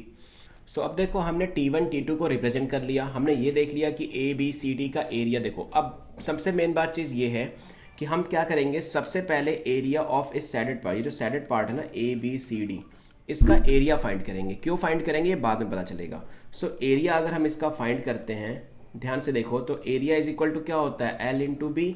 So length क्या हो गई हमारे पास, B D into C D. Clear है? बी डी क्या शो कर रहा है, बी डी शो कर रहा है वेलोसिटी को, क्योंकि ये वेलोसिटी वाले लाइन पे शो कर रहा है, ये वी को शो कर रहा है। और सी डी क्या हो गया, सी डी की अगर मैं लेंथ निकालूं तो कैसे हो जाएगा, डी वाले पॉइंट पर टाइम इंटरवल कितना है 2 और सी पे कितना है t1, सो t2 माइनस t1, सो यहाँ से क्या आ जाएगा t2 माइनस t1। क्लियर है ये चीज़। अब देखो यहाँ पे एरिया फाइंड किया हमने बेसिकली, लेकिन ये क्या है, ये क्या शो कर रहा है, वेलोसिटी इनटू टाइम इंटरवल। क्या शो कर रहा है, वेलोसिटी इनटू टाइम इंटरवल। और वेलोसिटी इनटू टाइम इंटरवल क्या होता है, डिस्टेंस होती है, यानी s इज इक्वल टू क्या आ गया, v इंटू टी। क्लियर है, distance is equal to velocity multiplied by time interval. So देखो कैसे हमने ग्राफ से फॉर्मूले को डेरिवेट कर लिया, that is called calculation of distance using velocity time graph. अब ये जो मैंने t1 t2 लिया है, जो v लिया है, अगर इसकी जगह कोई न्यूमेरिकल फॉर्म आता है सो सेम इसी तरह से तुम उसके सॉल्व करके उसके आंसर को भी फाइंड कर सकते हो। यानी अगर हमारे पास t2 t1 की वैल्यू दे रखी हो, v की वैल्यू दे रखी हो, तुम सिंपली इसका एरिया फाइंड करके भी उसकी वैल्यू को फाइंड कर सकते हो। क्लियर है ये चीज़। हम कैसे वेलोसिटी टाइम ग्राफ से डिस्टेंस के फॉर्मूले को देख लिया हमने। सो दैट डिस्टेंस और डिस्प्लेसमेंट, देखो डिस्टेंस और डिस्प्लेसमेंट इसलिए कर रहे हैं क्योंकि वेलोसिटी यूनिफॉर्म थी। सो स्टूडेंट्स अभी हमने देखा कि कैसे हम वेलोसिटी टाइम ग्राफ का यूज़ करके हम डिस्टेंस को फाइंड कर सकते हैं, और जब वो ग्राफ यूनिफॉर्म वेलोसिटी का हो। अब हम क्या करेंगे, यूनिफॉर्म एक्सेलरेशन का ग्राफ लेंगे और वेलोसिटी टाइम ग्राफ, मतलब जो वेलोसिटी टाइम ग्राफ है वो यूनिफॉर्म एक्सेलरेशन का होगा और उससे हम डिस्टेंस फाइंड करेंगे। सो देखो हमारा जो पॉइंट था वो पहले ए पे था और बी, हमने 2 पॉइंट मार्क कर लिए, जैसे हमने ए और बी यहाँ मार्क किए थे पिछले वाले टर्म में। यहाँ पर हमने ए और बी कर लिया क्योंकि एक्सेलरेट हो रही है बॉडी, ये जो स्लोप है ये एक्सेलरेशन को शो कर रहा है। और ए से ई तक और बी से डी तक पैरेलल लाइन ड्रॉ कर दी। क्लियर है। तो यहाँ जो पैरेलल लाइन ड्रॉ की उसको हमने रिप्रेजेंट कर दिया है t2 और t1 से। देखो t1 और t2 से रिप्रेजेंट कर दिया है। अब देखो जहाँ पे हमने उसमें क्या किया था, ग्राफ जो बना था हमारा उसमें जो सैडेड पार्ट था उसका हमने एरिया फाइंड किया था, याद करो। यहाँ पे सैडेड पार्ट थोड़ा ज़्यादा है तो हम पूरे का एरिया फाइंड करेंगे और हमारा फॉर्मूला ऑटोमेटिकली आ जाएगा जैसे उसमें आया था। बट यहाँ पे देखो 2 चीज़ है, एक ये ट्रायंगल है और एक ये रेक्टेंगल है। सो दोनों के एरिया को प्लस करके फिर हम टोटल एरिया निकालेंगे। तो ट्रायंगल के एरिया क्या होता है, half into base into height, और इसका क्या होता है एल इंटू बी। सो दोनों के एरिया को फाइंड करके प्लस कर लेना, सॉरी टी और एस के टर्म में और वी के टर्म में तुम्हारा फॉर्मूला आ जाएगा। क्लियर है ये चीज़। आगे बढ़ते हैं, आई होप तुम लोग खुद से कर लोगे, ये अगर नहीं हो पाता तो कमेंट करना, मैं एक्सप्लेन कर दूंगा। नेक्स्ट हमारे पास आता है velocity time graph of an object with uniform decreasing velocity. अभी तक हमने क्या देखा था, इंक्रीजिंग वेलोसिटी। बहुत सारे ग्राफ हम देखेंगे अभी। सो ये जो ग्राफ है वो डिक्रीजिंग वेलोसिटी का है। सो यहाँ पर देखो अगर हम डिक्रीजिंग वेलोसिटी का ग्राफ देख रहे हैं, the slope of the velocity time graph of an object moving with uniform decreasing. Uniform word आ गया, मतलब हमारा जो ग्राफ होगा वो उसका जो स्लोप होगा वो स्ट्रेट लाइन बनेगा। ग्राफ का मतलब स्ट्रेट लाइन, यूनिफॉर्म का मतलब स्ट्रेट लाइन हो गया। अब डिक्रीजिंग है तो ऑब्वियसली बात है ऊपर से नीचे की डायरेक्शन में बनेगा वो। Uniform acceleration is a downward straight line. बात याद रखना, यूनिफॉर्म डिक्रीजिंग वेलोसिटी का मतलब होता है डाउनवर्ड स्ट्रेट लाइन। क्लियर है चीज। The straight downward slope shows the decreasing velocity with the uniform acceleration, या फिर उसको हम कह सकते हैं रिटार्डेशन। क्लियर है। डिक्रीजिंग वेलोसिटी तो शो ही करेगा रिटार्डेशन को। सो ये जो ग्राफ था वो यहाँ से स्टार्ट होता है और नीचे की तरफ स्लोप बन जाता है। सो ये जो ग्राफ है वो यूनिफॉर्म डिक्रीजिंग वेलोसिटी का है। क्लियर है। आगे बढ़ते हैं और देखते हैं uniform time graph, sorry velocity time graph of an object moving with non uniform velocity. मतलब हम अभी क्या देख रहे हैं, टाइम और वेलोसिटी ग्राफ देख रहे हैं, बट इसमें जो वेलोसिटी है ना, जो मूविंग ऑब्जेक्ट है उसकी जो वेलोसिटी है वो नॉन यूनिफॉर्म है, मतलब वो कभी ज़्यादा हो रही है कभी कम हो रही है। तो चलो मैं एक पॉइंट मेंशन कर देता हूँ यहाँ पे, ए बी सी डी और ये हो गया पॉइंट ई। मैंने 4 पॉइंट मेंशन कर दिए हैं। तो ध्यान से देखो, जब ए से बी तक जा रहा है तो वेलोसिटी डिक्रीज हो रही है, जब बी से सी पे जा रहा है वेलोसिटी इंक्रीज हो रही है। अगेन सडन डिक्रीज होने लगी क्योंकि बहुत ही ज़्यादा डीप स्लोप बना हुआ है, और फिर वेलोसिटी इंक्रीज हो रही है, मतलब वेलोसिटी इंक्रीज डिक्रीज हो रही है ऐसे। सो हम कह सकते हैं कि जो ग्राफ है वो नॉन यूनिफॉर्म वेलोसिटी का है। क्लियर है। ग्राफ को ध्यान से रखना, मैंने स्टार्टिंग में बताया था ग्राफ से पूछ सकते हैं किसका ग्राफ है, और स्टेटमेंट लिख के भी पूछ सकते हैं इसका ग्राफ ड्रॉ करो। क्लियर है? सो चलो स्टूडेंट्स, सबसे पहले हम देखते हैं first equation of motion by the graphical representation. तो सबसे पहले हम क्या करेंगे, let the initial velocity u let कर लेंगे, यूनिफॉर्म एक्सेलरेशन a लेट कर लेंगे, और देखो let object reached at point b। मान लेते हैं कि हमारा जो ऑब्जेक्ट है वो इस पॉइंट पे पहुंच चुका है, ग्राफ में देखो ध्यान से, b पर पहुंच चुका है। After that t and it's final velocity becomes v। एक t टाइम इंटरवल के बाद वो कहाँ पहुंच गया, b पे। पहले वो 0 पे था और यानी इस पॉइंट पे था, और अब वो कहाँ पे पहुंच गया, एक t टाइम खत्म होने के बाद वो b पॉइंट पे पहुंच चुका है। और यहाँ पे जो इसकी वेलोसिटी है दैट इज v है, मतलब यहाँ पर जो फाइनल वेलोसिटी है वो कितनी है, देखो v है, मतलब इस पॉइंट पे इसकी वेलोसिटी v है, और जहाँ से उसने स्टार्ट किया था मतलब इनिशियल वेलोसिटी वो कितनी है, u। हालांकि हमने पहले ही जानते हैं कि फाइनल वेलोसिटी को v से रिप्रेजेंट करते हैं और इनिशियल वेलोसिटी को u से रिप्रेजेंट करते हैं। Draw a line parallel to x axis. x axis के पैरेलल एक लाइन ड्रॉ करेंगे दैट इज dA। हमने एक लाइन ड्रॉ कर दी, क्लियर है? D from where object start moving. D वो पॉइंट है, ये वाला पॉइंट D है, ये वो पॉइंट है जहां से ऑब्जेक्ट अपने मोशन को स्टार्ट किया है। ध्यान से देखना, इसमें से कुछ भी गिवन नहीं होगा तुम्हारे पास सिर्फ ये चीज़ गिवन हो जाएगी और तुम्हें ये पूरी चीज़ें खुद से लिखनी पड़ेंगी। सो इस स्टेटमेंट को ध्यान से देखना। Draw another line BA। हमें एक और लाइन ड्रॉ करनी है, उसको हम क्या बोलेंगे, BA। एक लाइन ड्रॉ कर दी हमने BA, क्लियर है? कहाँ पर ड्रॉ की, BA कहाँ पर ड्रॉ की, जो हमारी वेलोसिटी वाली y एक्सिस थी उसके पैरेलल ड्रॉ किया और इस T पॉइंट से ड्रॉ किया, ठीक है? चलो, parallel to y axis which meet the E। यहाँ पे E पर वो मीट करती है y एक्सिस को। क्लियर है ये चीज़? यहाँ तक कोई डाउट नहीं है? आगे बढ़ते हैं। अब देखो ये सेम वही ग्राफ है, इस साइड शिफ्ट हो चुका है। यहाँ पे हम क्या करेंगे, सबसे पहला काम हम OE ले लेंगे। OE जो पॉइंट है हमारा, जो OE पॉइंट है ये वाला, ये क्या शो कर रहा है, टाइम को रिप्रेजेंट कर रहा है। सबको पता है, ऑलरेडी तुमने ग्राफ बना चुके हो। नाउ फ्रॉम द ग्राफ हमें क्या मिल जाएगा, BE। ध्यान से देखो, BE जो हमारे पास BE है वो किसके इक्वल हो जाएगा, AB प्लस AE, क्योंकि जो BE है वो पूरी ये लेंथ है। तो यहाँ से हम जब इस लेंथ को प्लस कर दें और इसको प्लस कर दें, सो ये हमारे पास ये पूरी लेंथ मिल जाएगी। सो ये बात समझ में आ गई। अब जो BE है ये क्या शो कर रहा है, वेलोसिटी को शो कर रहा है, क्योंकि ये फाइनल वेलोसिटी है। ये देखो ना, यहाँ पे v लिखा था हमने और ये लाइन इसके इक्वल है, सो ये क्या हो जाएगी, v हो जाएगी। सो v इज इक्वल टू क्या हो जाएगा, DC। और AB देखो क्या है, AB ये रही लाइन, AB किसके इक्वल हो जाएगी, DC के इक्वल हो जाएगी। सो AB इज इक्वल टू क्या लिख सकते हैं हम, DC लिख सकते हैं, और प्लस जो AE था इसकी जगह क्या लिख सकते हैं, OD लिख सकते हैं। ये वाली लाइन याद रखो, क्लियर है? यहाँ पे हमने क्या किया, सिंपल ये जो BC लाइन थी जो मैं इरेज कर रहा हूँ, इसकी जगह हमने ले लिया ये वाली लाइन जो इरेज हो गई, ठीक है? और जो ये वाली लाइन थी AE, जो AE लाइन थी ये वाली, इसकी जगह हमने DU ले लिया। क्लियर है? यहाँ तक मैं फिगर क्लीन करता रह रहा हूँ ताकि जब मैं अल्फ़ाबेट्स बोलूँ तो तुम्हें समझ में आए। अगर मैं DC बोलता हूँ तो तुम्हें स्क्रीन पे तुरंत देखना है कि DC कहाँ पर है। क्लियर है ये चीज़? हमें ये चीज़ पता चल गई। अब देखो जो OD है, यानी जो ये वाली लाइन है OD, ये क्या है, U को रिप्रेजेंट करती है। सो हम यहाँ क्या लिख सकते हैं, V is equal to DC plus U। Clear है? यहाँ तक कोई डाउट नहीं है? इसको ले लेते हैं इक्वेशन नंबर 1 जो हमने यहाँ पर ले लिया। हालांकि पहले से सॉल्व है बट मैं तुम्हें फिर भी सॉल्व करके दिखा रहा हूँ ताकि ईच एंड एवरी पॉइंट जो हो वो क्लियर हो जाए। ये चीज़ क्लियर हो गई? आगे बढ़ते हैं। अब देखो आगे हमारे पास क्या लिखा हुआ है। अब हम एक्सेलरेशन का फॉर्मूला लगाएंगे, change in velocity divided by time taken. So change in velocity क्या हो जाएगा, v माइनस यू अपॉन में t। v क्या है हमारे पास, OC, ठीक है, और u क्या है, OD, ठीक है।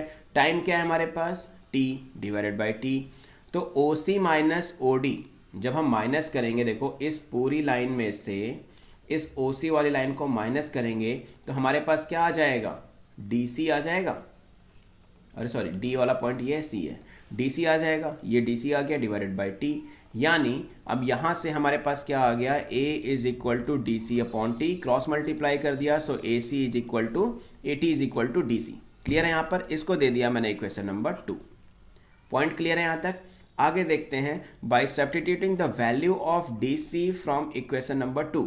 इस जो इक्वेशन नंबर 2 से हमने डीसी की वैल्यू फाइंड की है 80, इसको हम पुट कर देंगे इक्वेशन नंबर 1 में। देखो इक्वेशन नंबर 1 क्या था, v is equal to D C plus U, यानी क्या था, v is equal to D C plus U.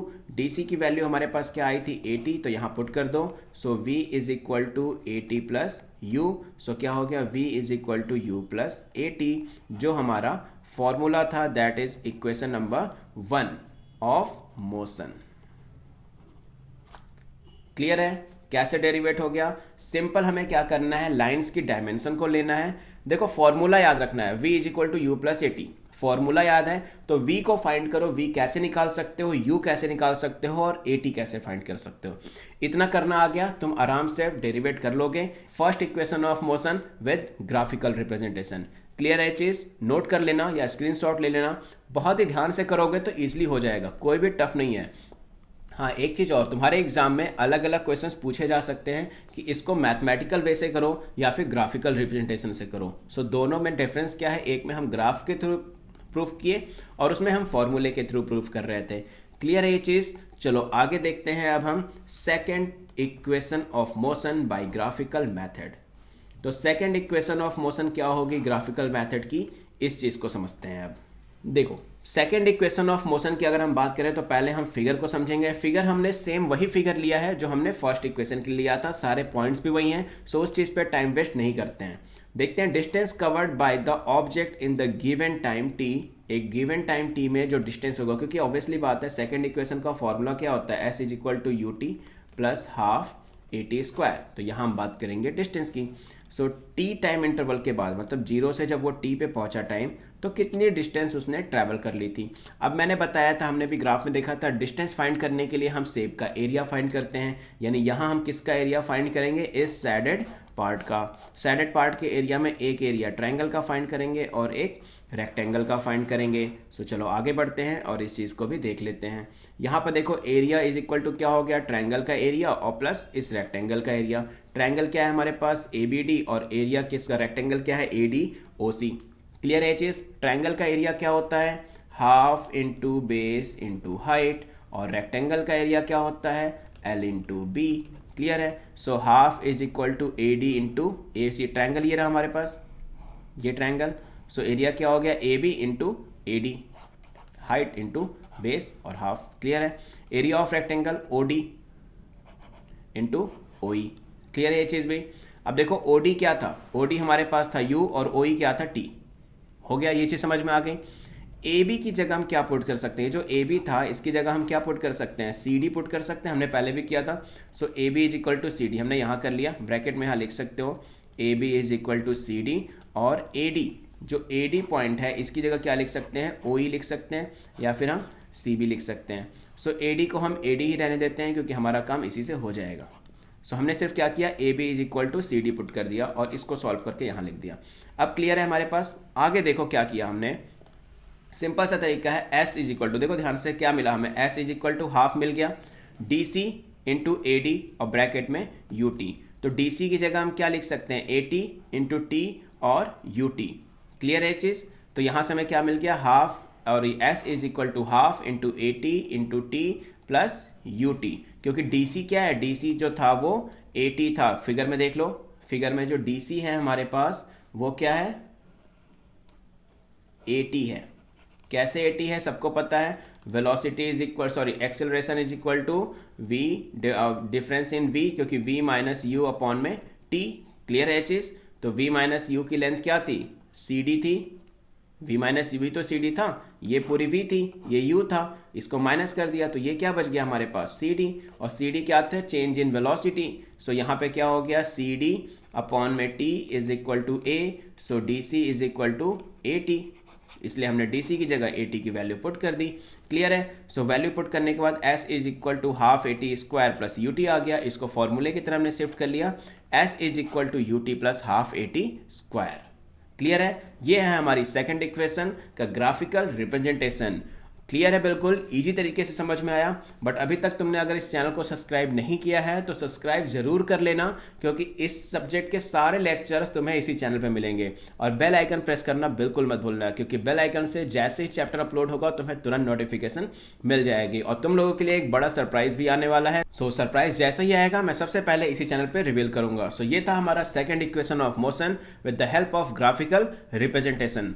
सो अब हमारे पास एक लास्ट इक्वेशन बची है, that is third equation of motion. So उसको भी ग्राफिकल रिप्रेजेंटेशन कैसे करते हैं चलो वो देख लेते हैं। सो हमारे पास है third equation of motion by graphical method. Third equation of motion का फॉर्मूला तुम लोगों को पता होगा, और हमें पता है कि फिगर हम तीनों ही इक्वेशन का जब ग्राफिकल रिप्रेजेंटेशन करेंगे ना, उसमें फिगर हमारा सेम होगा। अब देखो फिगर सेम होने का मतलब क्या है कि अगर हमारा फिगर सेम होगा तो हमें बहुत ईजी रहेगा स्टार्टिंग की जो स्टेटमेंट है उसको एक्सप्लेन करने के लिए। क्लियर है। अब एक चीज देखो, मैंने सेकंड और थर्ड इक्वेशन में ये मेंशन नहीं किया है कि A B C D point कौन से हैं, जस्ट बिकॉज कि मैंने फर्स्ट वाले में ऑलरेडी एक्सप्लेन कर दिया था और हम सेम फिगर को लेके आगे चल रहे हैं। बट एग्जाम में अगर तुमसे सिर्फ सेकंड या थर्ड पूछता है ना, तो तुम्हें वो स्टार्टिंग की जो स्टेटमेंट थी कि ए क्या है, बी क्या है, ऑब्जेक्ट कहाँ से स्टार्ट हुआ, कहाँ पे उसका फाइनल पॉइंट है, इनिशियल वेलोसिटी, फाइनल वेलोसिटी, ये सारी स्टेटमेंट तुम्हें लिखनी पड़ेगी। लिखोगे फिर ही तभी मार्क्स अच्छे मिलेंगे, अदरवाइज वो मार्क्स कट हो जाएंगे। सो इस चीज़ को याद रखना कि ऐसा नहीं कि तुम अपना डेरिवेशन भी यहीं से स्टार्ट कर दो, तुम प्रॉपर स्टेटमेंट को लिखोगे सेकंड और थर्ड इक्वेशन में भी। सो हम बात कर लेते हैं, ग्राफ सेम है, पोजीशन सेम है। सो ग्राफ को स्किप करके आगे बढ़ते हैं हम। The distance covered by the object moving with uniform acceleration is given by the area of trapezium A B D ओ।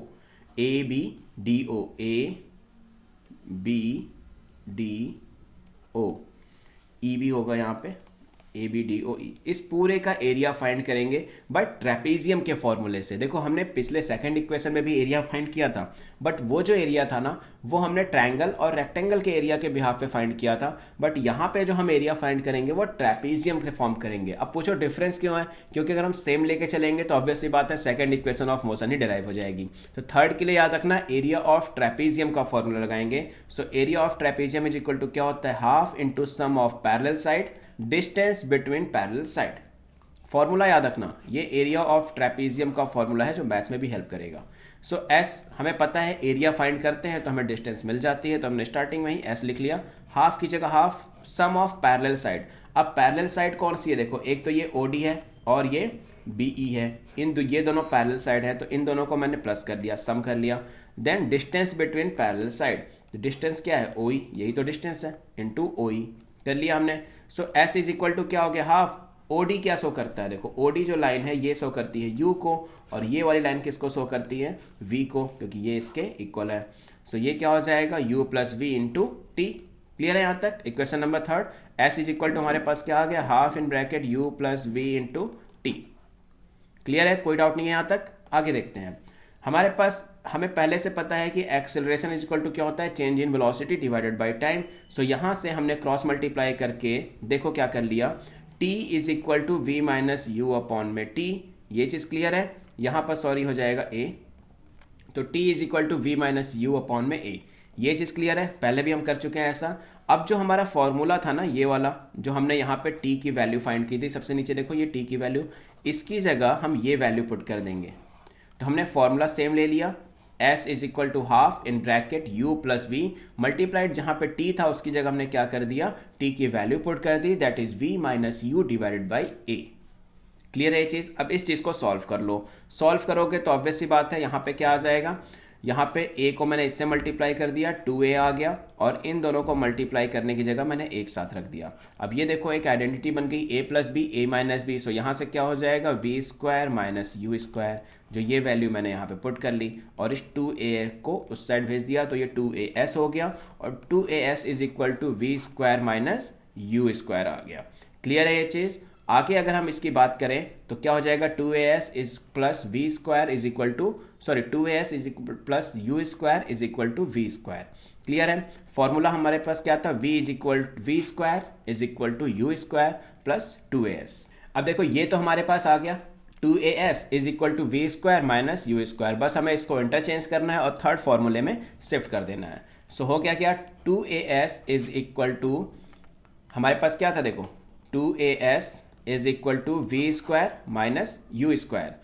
सो यहाँ तक चीज़ें क्लियर है। अब हमें सिर्फ क्या करना है, इसको इंटरचेंज करना है और फॉर्मूले में कन्वर्ट कर देना है। सो हम इंटरचेंज कर लेंगे ऑब्वियसली, और हमारे पास फॉर्मूला बन जाएगा we square is equal to you square plus 2as। Clear है ये चीज़, यहाँ तक कोई डाउट नहीं है। हमने तीनों चीज़ें ग्राफिकल रिप्रेजेंटेशन से प्रूफ कर ली।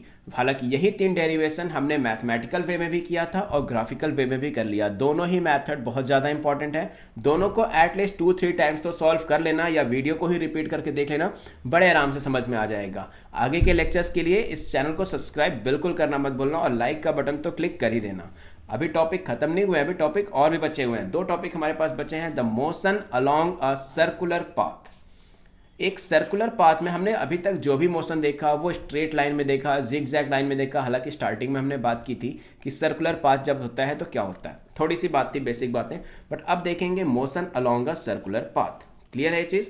आगे देखते हैं अब, motion of an object along a circular path is called circular motion. तो सर्कुलर मोशन क्या होता है, जब मोशन एक सर्कुलर पाथ में होता है तो उसको हम क्या कहते हैं, circular motion. Since and circular path the direction of object is changing continuously. इस चीज़ को याद रखो, मैंने स्टार्टिंग में बताया था। कैसे, देखो इस पॉइंट पे अगर कोई ऑब्जेक्ट है, फिगर को ध्यान से देखना, सो उसकी डायरेक्शन ये है, बस सडनली वो इस पॉइंट पे पहुंचा तो उसकी डायरेक्शन ये हो गई। यानी हर ईच एंड एवरी पॉइंट एक ऑब्जेक्ट की डायरेक्शन में चेंजेस आ रहे हैं। क्यों, क्योंकि वो सर्कुलर मोशन कर रहा है। क्लियर है ये चीज़।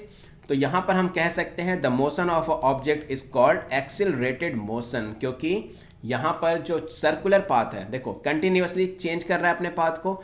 अगर जब ऑब्जेक्ट कंटिन्यूसली अपने पाथ को चेंज करता है तो उसकी वेलोसिटी में या तो इंक्रीज होता है या तो डिक्रीज होता है। और चेंज इन वेलोसिटी जब होती है तो हम उसको कहते हैं क्या, एक्सिलरेशन। यानी जो सर्कुलर पाथ होता है वो एक्सिलरेटेड मोशन होता है। अब एक्सिलरेटेड में पॉजिटिव है या नेगेटिव रिटार्डेशन है वो हम बाद में देखेंगे, या वो हम क्वेश्चन के अकॉर्डिंगली देख लेंगे। सो ये चीज़ तो क्लियर है, सर्कुलर मोशन कैसे होता है। अब इसी पे चलो मैं एक चीज़ और बता देता हूँ। अगर हम एक सर्कल ले लेते हैं, चलो सर्कल के एक पॉइंट ले लिया मैंने ए, और सर्कल का दूसरा पॉइंट ले लिया बी। अगर हम ए से बी तक की डिस्टेंस देखें ना, तो डिस्टेंस क्या है, ये वाली डिस्टेंस हो जाएगी जो हाफ सर्कमफ्रेंस होगा इसका, हाफ सर्कमफ्रेंस। बट वही अगर हम डिस्प्लेसमेंट की बात करें तो डिस्प्लेसमेंट क्या होती है, स्ट्रेट लाइन होती है। तो यहाँ से यहाँ तक की जो स्ट्रेट लाइन होगी दैट इज डायमीटर, ये हो जाएगी डिस्प्लेसमेंट। इस चीज़ को याद रखना, न्यूमेरिकल सॉल्व करने में हेल्प करेगी। सो डिस्टेंस और डिस्प्लेसमेंट सर्कुलर मोशन के फॉर्म में थोड़े से चेंजेस, डेफिनेशन वही है, चेंजेस भी वही है, बट इस चीज़ को माइंड रखना जब तुम इसके क्वेश्चन सॉल्व करो।